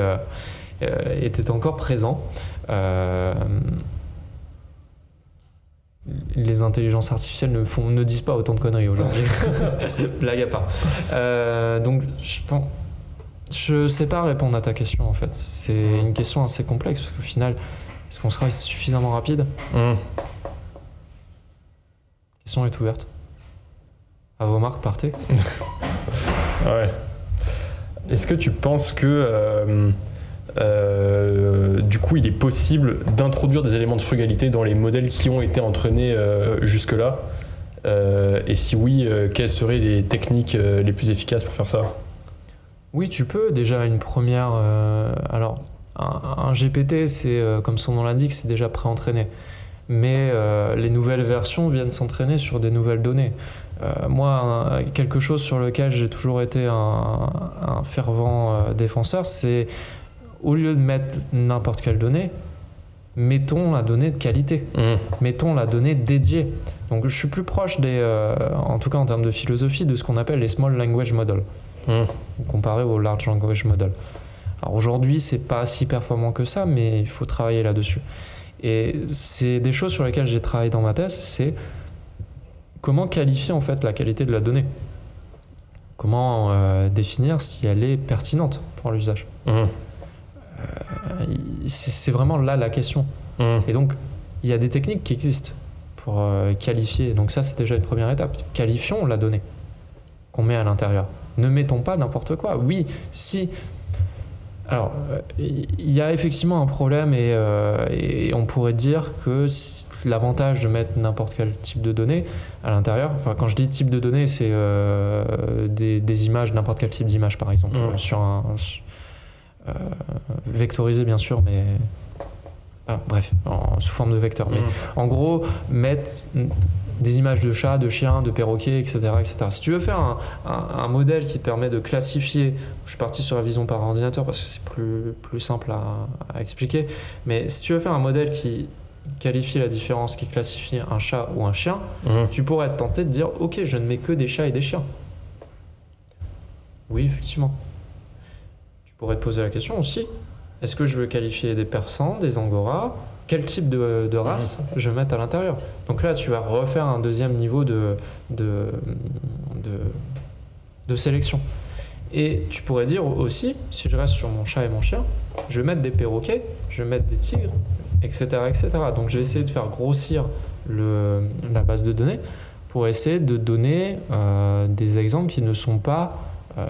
qui sont un peu des contre-exemples. Tu vois, par exemple, un tigre, tu pourrais le classer comme un chat. Ouais. Donc pour essayer de donner une capacité, pour éviter en fait que le modèle overfit, c'est-à-dire fasse du par cœur. Oui et non. Si par exemple, si je classe un chat et un chien, je vais pas mettre une image de perroquet. Et même, tu vois, si je mets une image de tigre, je vais venir perturber mon modèle. Donc il y a déjà cette question de qu'est-ce que je mets à l'intérieur. Deuxième chose, c'est d'avoir... Je pense qu'il y a un travail à faire, mais là je pars sur des terrains que je ne connais pas. Donc s'il y a des gens qui sont plus experts que moi sur la partie LLM, qui me contredisent justement un modèle de diffusion, etc., modèle de fondation, je pense aussi qu'il y a un travail à faire sur l'architecture. On est parti sur des architectures qui ont besoin d'énormément de données pour obtenir des résultats de qualité. Et donc je reviens sur mes 3 aspects de la frugalité. J'ai parlé de données, j'ai parlé aussi de structure. Donc il y a un travail à faire sur la structure pour que les structures soient plus résilientes. Il y a un travail aussi qui est à faire sur le hardware. Mais aujourd'hui, je crois que sur le hardware, j'en discutais avec quelqu'un qui était spécialisé là-dedans, on a quasiment atteint les limites de ce qu'on peut faire pour optimiser. Donc vraiment, aujourd'hui, c'est principalement du soft. D'accord. Donc il y a un gros travail d'ingénierie à faire là-dessus. Les types de solutions, je ne peux pas te répondre à l'instant T sur quel type de méthode on pourrait mettre à l'intérieur. Parce que moi, je suis plutôt de l'autre côté de la barrière. Déjà, tu vois, par exemple, pour les problèmes d'optimisation, mais qui n'est aujourd'hui une frange qui est assez petite de l'intelligence artificielle, privilégions, par exemple, les descentes de gradient. Privilégions, si on veut derrière, par exemple, chercher des optimums globaux, parce que le problème de la descente de gradient, c'est que ça va dans la cuvette et ça reste dans la cuvette. Ouais. Pour l'optimisation, on peut voir ça comme une fonctionnelle avec une vallée, en fait. Plusieurs vallées, un paysage assez montagneux. Et ce que fait une descente de gradient, c'est simplement je descends au fond de la cuvette et je reste au fond de la cuvette. Mais ta cuvette, c'est peut-être pas la vallée la plus basse de ta zone. Donc tu peux utiliser d'autres méthodes qui sont un peu plus coûteuses. Encore une fois, on en revient à la définition de la frugalité. Si c'est ton minimum acceptable, c'est déjà fait dans l'industrie parce que les simulations numériques coûtent cher. Arrête-toi sur un truc qui est convenable. Ne va pas chercher l'optimum global. Alors, j'enfonce une porte ouverte, ça c'est déjà fait, mais je te donne, c'est juste pour contextualiser la chose, tu vois. Ouais, okay. Et tu peux faire de l'optimisation bayésienne, par exemple. Et ça, c'est une des méthodes qui te permettent d'être frugal, d'être beaucoup plus frugal que simplement une descente. Enfin, non, la descente de gradient, elle est déjà frugale, mais t'as compris l'idée. D'accord, ok. Est-ce que tu peux du coup te développer un petit peu sur l'optimisation bayésienne, enfin très rapidement, pour les auditeurs Très rapidement, j'en ai déjà parlé un peu. Je n'avais pas cité le nom, mais l'idée, c'est justement quand je parlais des paramètres, tu fais du machine learning classique, tu vas pouvoir donner des solutions. Sur mon exemple de tout à l'heure, je sais plus, j'étais sur le carburant, quelque chose comme ça, dire que ce couple paramètres donne telle consommation. Sauf qu'il y a de l'erreur qui est inhérente à ça. L'idée de l'optimisation bayésienne, c'est de dire, voilà, j'ai un modèle de machine learning, j'ai un modèle mathématique, j'ai ces couples de paramètres que je n'ai pas évalués, je vais aller voir ce qu'il y a dedans.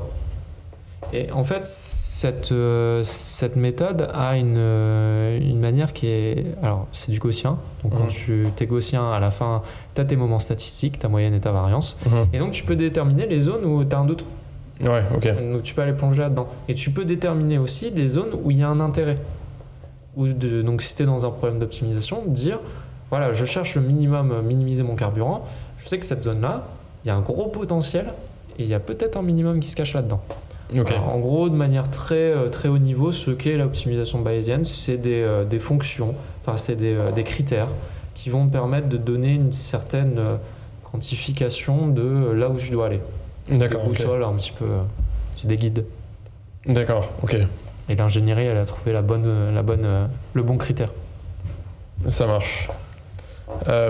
Quand ChatGPT est sorti, je pense que le principal effet que ça a eu, c'est ça a mis en lumière, aux yeux du grand public, l'existence de l'IA, mais plus spécifiquement de la GenAI et des LLM. Est-ce que tu penses du coup que c'est une bonne chose dans la mesure où en fait plus de monde s'intéresse à la discipline, où en fait il y a une part de danger où en fait les gens se limitent à leur connaissance de ChatGPT pour toute la filière intelligence artificielle et tout ce qui peut être fait autour. Quelle est ton opinion un peu sur la perception du public de l'IA aujourd'hui ? Alors déjà, un message pour les plus jeunes, arrêtez d'utiliser ChatGPT. Non, blague à part. Ça n'a jamais marché de dire aux gens d'arrêter d'utiliser. Au contraire, ça leur donne encore plus envie de l'utiliser. Et justement, c'est peut-être ça ma stratégie. Non, en fait, je pense que c'est quelque chose que je faisais quand je donnais des cours. Ce qui est important, c'est de connaître les limitations de l'outil. C'est vraiment ce qui est fondamental. Et je me souviens quand je faisais mes examens pour mes étudiants, je mettais toujours une question à la fin qui valait, je crois, 2 ou 4 points. Je crois que j'étais vicieux, je mettais 4 points là-dessus. Critiquez votre résultat et pourquoi vous êtes arrivé là. Pourquoi vous êtes arrivé là, pourquoi vous avez ce résultat et critiquez-le.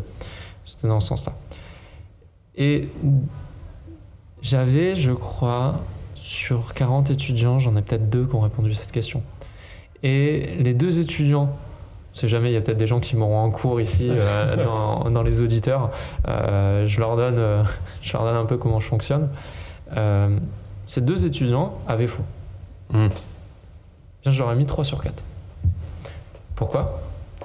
Parce qu'ils avaient fait l'effort de réfléchir aux limitations de ce qu'ils avaient utilisé.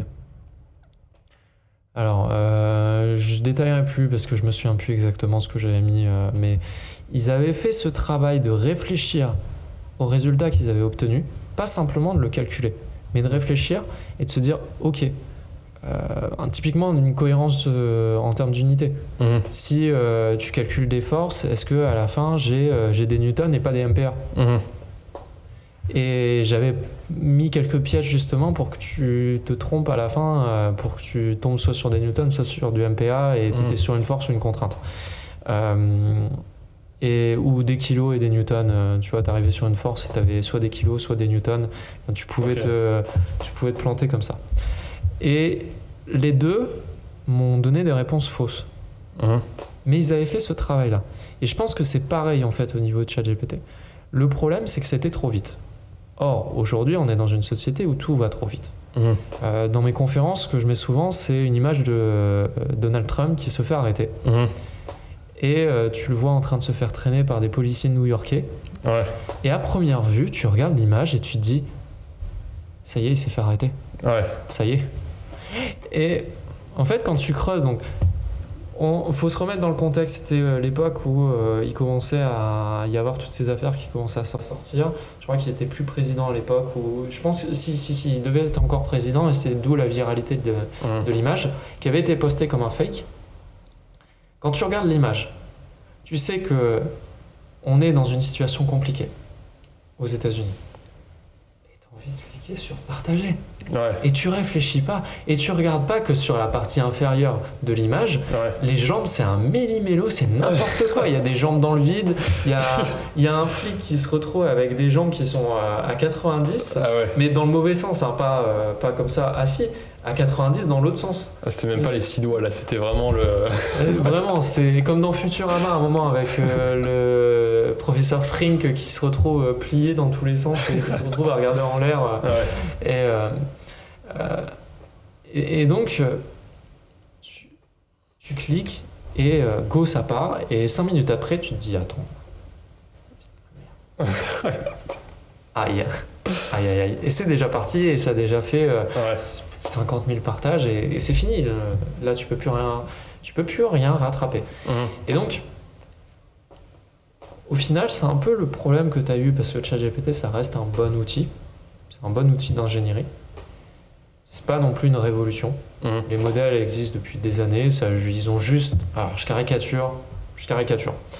Ils ont mis une interface graphique dessus. Il y a eu de l'innovation autour de la qualité du modèle, notamment la prise en compte si tu lui demandes comment fabriquer une bombe, par exemple. J'avais vu une présentation justement de quelqu'un qui bossait chez Thales et qui montrait qu'on pouvait, c'était de la cybersécurité, on pouvait le leurrer pour qu'il t'explique comment on le fasse. Ouais. Mais il faut des compétences en cybersécu. D'accord, ok. Voilà. Ne testez pas surtout de taper ça. Vous allez sûrement avoir la DGSI sur le dos. Ou la CIA. Et je me suis perdu. Tout ça pour dire que globalement, ça va de plus en plus vite. Et c'est un peu le problème de l'outil. C'est qu'on ne prend pas le temps de regarder ses limitations.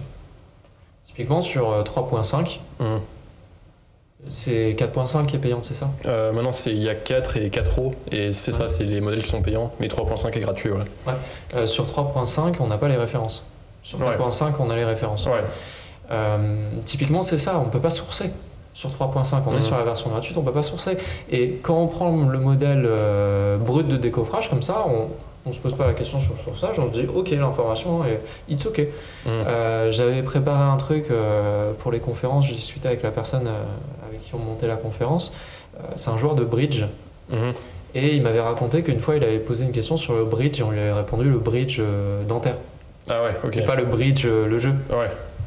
Et donc voilà, c'est un peu ça, je trouve dommage avec la rapidité, c'est qu'on prend pas de recul. On se dire ok, c'est un outil comme un autre. Je peux enfoncer un clou avec une clé anglaise. C'est pas fait pour. Ouais. Donc, il y a cette question qui est super importante et malheureusement ça va être utilisé à des fins malveillantes. Mais comme tout, la science est bardée de ce genre de choses. Non, c'est sûr. La poudre à canon, ça fait des feux d'artifice. Mais ça fait des fusées aussi. Mais ça fait aussi des missiles. M51, par exemple. Et on peut faire ça avec tout.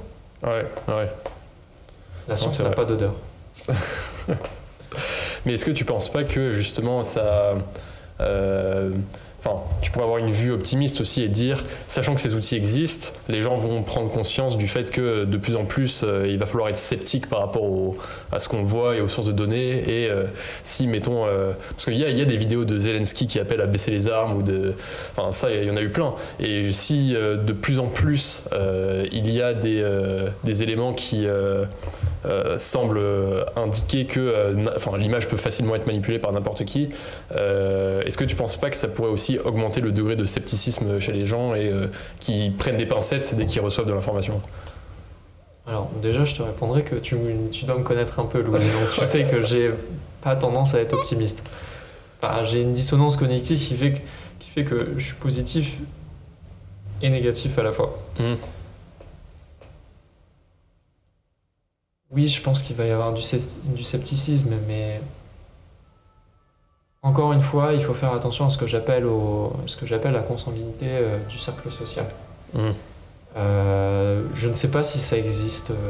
Il doit y avoir un terme en sociologie qui explique ce que c'est exactement. Moi, j'appelle ça la consanguinité du cercle social. C'est que globalement, tu t'entoures de gens qui sont comme toi. Donc, si tu t'entoures de gens qui sont sceptiques, tu vas avoir tendance à penser que tout le monde est assez sceptique envers les outils d'intelligence artificielle. Moi, globalement, je suis entouré de gens qui ne sont pas sceptiques. Ouais. Et je vois globalement des études qui montrent que les gens sont pas hyper sceptiques. Ce que tu cites comme exemple, c'est un cas particulier. Et donc, je pense qu'il faut mettre ça au regard de la rapidité des informations. Et aujourd'hui, le problème n'est pas tant l'intelligence artificielle et n'est pas tant la Gen AI. Aujourd'hui, le problème, il est plus profond que ça.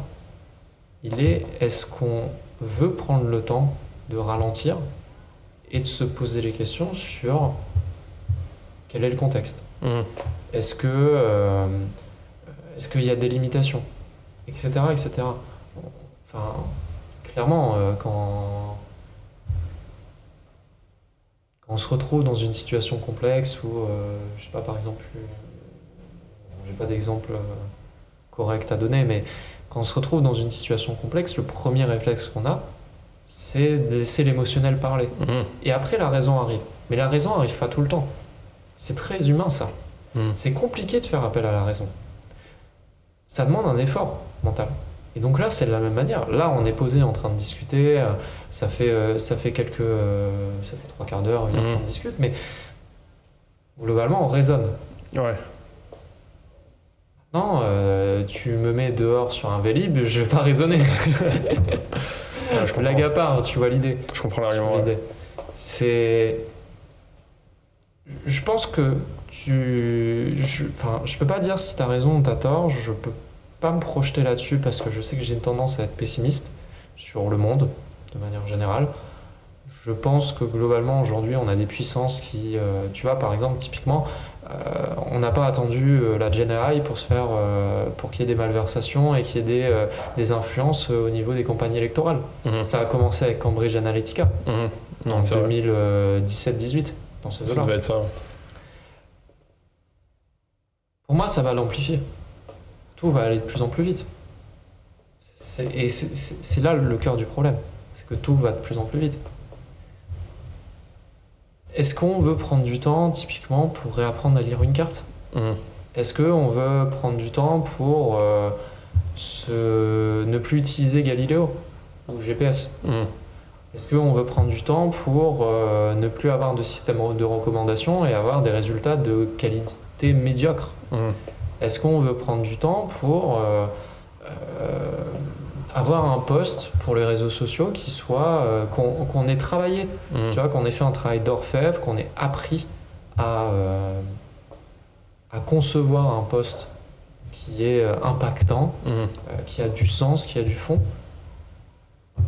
J'ai envie de te dire que dans une société où tout va plus vite, non. Si j'ai pas le GPS et que je me perds, par exemple pour venir ici, si j'avais pas mon téléphone pour me guider, j'aurais peut-être passé 30 minutes à essayer de chercher l'endroit où on est.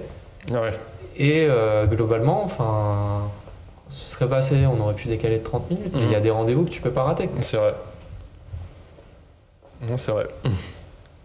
Encore une fois, ça Moi, en ce moment, je fais ce travail-là justement d'essayer de me déconnecter de tout ce qui est GPS, Galileo et compagnie pour essayer de me débrouiller. De savoir, parce que ça m'arrive des fois de ne plus avoir de batterie. Ça arrive à tout le monde. Est-ce que tu vas dans la rue et tu vas demander aux gens est-ce que vous pouvez m'aider et compagnie. Il y a certains endroits où on sait très bien que les gens ils vont te regarder et ils vont te dire c'est bon, lâche-moi, qui vont pas te répondre. Et donc en ce moment je fais ce travail, mais ça prend du temps, essayer de réacquérir un sens de l'orientation. Je pense qu'on peut citer l'exemple qui m'est arrivé, que tu as entendu parler chez Starburst. C'est le coup où j'ai laissé mon téléphone dans un Vélib. T'as plus de téléphone, tu viens de te faire voler ton téléphone, tu fais comment pour rentrer chez toi? Non, c'est vrai. Heureusement, j'étais avec des gens sympas qui m'ont aidé à retrouver mon téléphone et j'ai récupéré mon téléphone à la fin. Donc, et tu vois l'idée. Je comprends.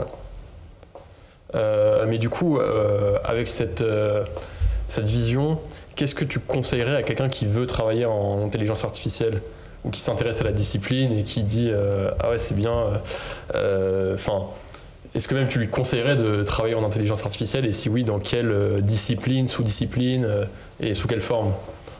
Fly, you fool. Fuyez, pauvre fou. Ça dépend de la génération. Je pense que globalement, ce qui se passe aujourd'hui, c'est que alors je peux me tromper sur ma vision des choses, mais je pense que quelqu'un qui est entre 14 et 17 aujourd'hui, donc qui est au lycée, peut-être au collège, j'ai aucune idée. J'ai pas d'enfant, donc je suis dans ce ventre mou, j'ai aucune idée de. Je ne sais plus où ils sont exactement, s'ils sont au collège ou au lycée. Bref. Je pense qu'aujourd'hui, on a passé l'effet de mode de l'intelligence artificielle. Il y a une demande en Gen AI. Donc clairement, quelqu'un qui a déjà qui a fait du traitement du signal, qui a fait de la data science, ce genre de choses, clairement, je lui conseille de prendre la branche Gen AI parce que ça paye super bien. Mais s'ils ont envie de faire ça, il y a un apôtre de l'intelligence artificielle qui dit souvent, mais je ne sais plus qui dit le plus grand malheur aujourd'hui dans notre communauté, c'est que tous les ingénieurs, enfin la majorité des ingénieurs IA aujourd'hui ne travaillent que à maximiser un nombre de clics. Ouais, ok. En Meta, Google, dans les GAFAM, etc. Donc je pense vraiment si ça vous plaît, par exemple de faire du traitement du langage, la compréhension du langage, comment on apprend, comment on développe des modèles qui peuvent comprendre le langage, les structures grammaticales, ce genre de choses, clairement go for it. Enfin, je parlais du salaire tout à l'heure, ce n'est pas que le critère. Si vous avez la passion, go for it. Direct. Maintenant, pour les plus jeunes des auditeurs, je pense qu'aujourd'hui, et ça, il y a eu... donc tout va plus vite, ça j'en suis persuadé. Dans les années 90, l'endroit où il y avait énormément de demandes, c'était la simulation numérique. 90, début des années 2000. Moi, je suis arrivé à peu près sur le marché du travail dans les années fin 2010, il y avait déjà trop de monde. Donc, si je prends le même pattern, je pense qu'au niveau de l'intelligence artificielle, d'ici 2027-2028, le marché sera complètement saturé. Après, c'est compliqué parce que dans le marché de l'intelligence artificielle, c'est très segmenté. On m'a déjà dit plusieurs fois, c'est bon, tu travailles en intelligence artificielle, tu vas trouver du boulot comme ça. C'est pas aussi simple que ça. Quand je suis sorti de thèse, le marché était complètement polarisé vers la vision par ordinateur. Aujourd'hui, il est polarisé vers le NLP, le traitement du langage naturel. Et c'est des polarisations qui sont alors pas nécessairement orthogonales, mais qui sont quand même qui demandent un temps de réadaptation. Je peux partir en traitement du langage, mais ça va me prendre un peu plus de temps. Donc je pense vraiment qu'on va arriver à un moment où le marché sera saturé. En plus, on rajoute à ça qu'il y a cette polarisation qui fait qu'en 1 an et demi, ça peut changer. Ça a totalement changé en 1 an et demi, ça je peux te le dire. 2 ans d'ailleurs. Pour le coup, c'est 2 ans. En 2 ans, le marché du travail, il a complètement shifté. Donc c'est assez compliqué d'avoir une vision sur 3-4 ans, voire même 5 à 10 ans, sur l'état du marché. Moi, je pense que le marché va se saturer. Et donc, ce que je conseille à ceux qui sont entre 17 et 25 ans, 25 ans, vous avez encore possibilité. Ceux qui sont plutôt aux alentours de 17, cybersécurité. Ok. Vu ce qui se passe dans le monde, il va y avoir du boulot. Ouais, ok. Et il va y avoir énormément de demandes. Aujourd'hui, oui, il y a des gens qui disent qu'on n'a pas suffisamment d'ingénieurs en IA, mais tout l'écosystème est en train de se structurer. Il y a des écoles qui sont en train de se créer, il y a des universités qui sont en train de développer des parcours dédiés. Le rapport Villani, effectivement, a fait ce constat-là. Mais on arrive à la fin du rapport Villani, on est en retard sur des points, mais globalement, il y a eu la volonté politique de soutenir le développement de la filière. Donc, je pense qu'on arrive à la fin, en tout cas de cette phase-là de l'IA. Et pour les plus jeunes, je dirais rester généraliste le plus possible. Parce que, par exemple, à une époque, pendant ma thèse, je pensais que c'était vraiment le calcul quantique qui allait exploser. Aujourd'hui, on voit qu'on est encore sur des problèmes un peu de R&D. C'est en train de s'opérationnaliser, mais on est encore en train de se dépatouiller avec une centaine de qubits, alors qu'on nous promettait... j'ai plus les roadmaps en tête Pascal. Il me semble qu'il promettait d'ici fin d'année 1000 qubits stables. On verra si ce sera prêt, mais je pense que sur la partie quantique, il y a encore du travail à faire. Et donc peut-être que c'est une piste, justement. Moi, je pensais entre 2018 et 2022 que le quantique allait exploser. Ça n'a pas explosé. Peut-être que ça prendra plutôt 15-20 ans. Et donc les jeunes de 14-17 ans sont en plein dedans. Et essayer de garder les horizons le plus ouverts. D'accord, très bien. On se dirige progressivement vers la fin du podcast. On a parlé de beaucoup de choses. Est-ce que, soit sur l'IA, soit sur le spatial éventuellement, il y a des choses que tu voudrais dire ou qu'elles tu penses régulièrement qui peuvent être d'intérêt pour les auditeurs? Je pense qu'on a déjà fait un beau panorama.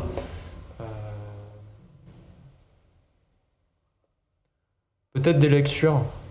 Des choses, des livres essentiels, je pense, à lire. Et je viens sur mon idée fondamentale qui est que vous vous enfermez pas dans quoi qu'il arrive, il faut... Moi, en ce moment, ce que j'essaye de faire, c'est de ne pas regarder l'intelligence artificielle que d'un point de vue technique. J'essaye d'élargir sur les aspects géopolitiques, économiques, sociétaux, voire même philosophiques. C'est difficile, ça prend du temps, il faut avoir la volonté. C'est pas le cas de tout le monde, ça dépend aussi beaucoup de ce que les personnes veulent faire, la finalité. Moi, j'aime bien avoir une vision globale de la chose, donc je pense que globalement, au niveau des lectures, il faut essayer d'avoir la vision la plus globale possible.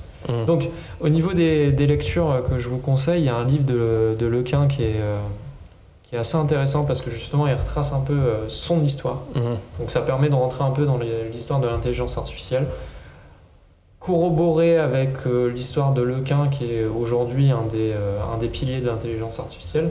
C'est quand la machine apprend. Vous devriez trouver dans tous les cas, ça doit être quelque chose comme ça. Le deuxième, c'est un livre de Pascal Boniface, Géopolitique de l'intelligence artificielle. Je trouvais assez intéressant pour avoir une vision beaucoup plus large de l'IA. Et d'un point de vue géopolitique, le côté un peu plus... le fait que les GAFAM commencent à avoir potentiellement des pouvoirs régaliens, ce qui est inquiétant. Le fait que... les investissements aussi. Le fait qu'en Europe, on est très en retard. Voilà, donc ce livre est très intéressant, je l'ai beaucoup aimé. Un dernier livre, l'avant-dernier, j'en ai un quatrième. J'ai perdu le troisième. Je vais faire une trilogie. La trilogie baryonique. C'est un livre que j'ai lu il n'y a pas longtemps. Enfin, une trilogie que j'ai lue il n'y a pas longtemps, on se le lit très facilement. Elle est assez abordable, c'est écrit par un ingénieur pour le coup. Ça sort un peu des classiques littéraires qu'on peut lire comme les Asimov. D'ailleurs, je conseille tous les Asimov, je conseille. Enfin, je suis un fan absolu de la science-fiction, donc Les Asimov, c'est à lire, relire et relire et relire et encore relire. Et à imposer. S'il y a des cadeaux à faire, c'est les Asimov. Le cycle des robots, le cycle de la fondation, c'est génial. L'éternité, la fin de l'éternité, qui est une préquelle, qui serait potentiellement une préquelle de fondation. Ouais, en tout cas, génial. Donc je reviens sur la trilogie baryonique.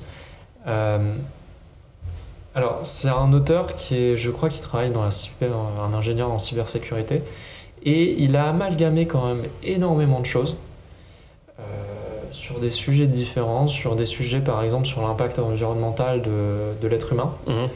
Donc en fait, on se projette 100 ans plus tard ou 200 ans plus tard, je sais plus, 200 ans. Et l'humanité a découvert la possibilité de miner l'espace-temps. D'accord. Expliquer très simplement, en gros, c'est juste comment percer un trou de verre. Ça n'a rien à voir avec le minage au sens strict du terme, je ne sais pas pourquoi il appelait ça comme ça, mais donc ils sont capables de percer des trous de verre et explorer d'autres systèmes solaires.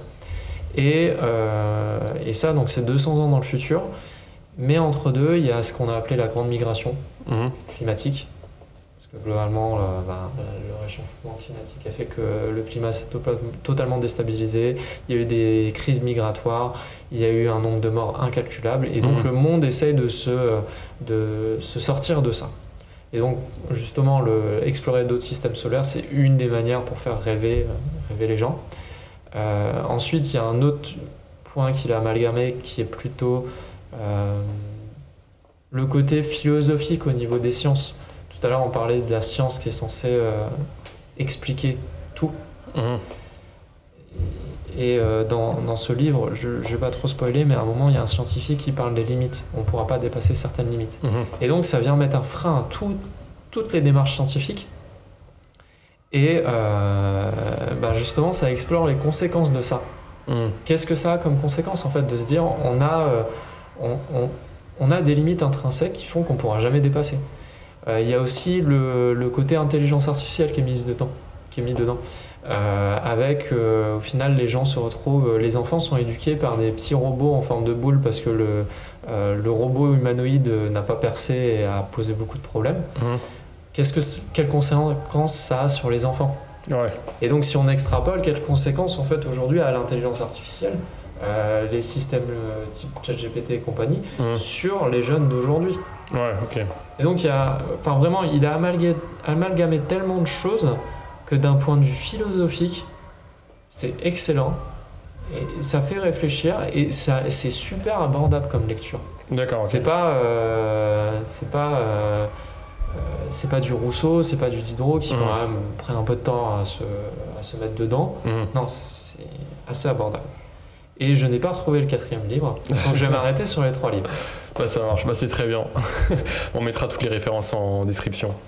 En tout cas, merci beaucoup Jérémy, merci d'avoir partagé ta vision, c'était passionnant. Et ton parcours, à la fois avec une filière qui est... une trajectoire qui est plus différente de la plupart des autres intervenants qui ont suivi le parcours classique, bac S, prépa, etc.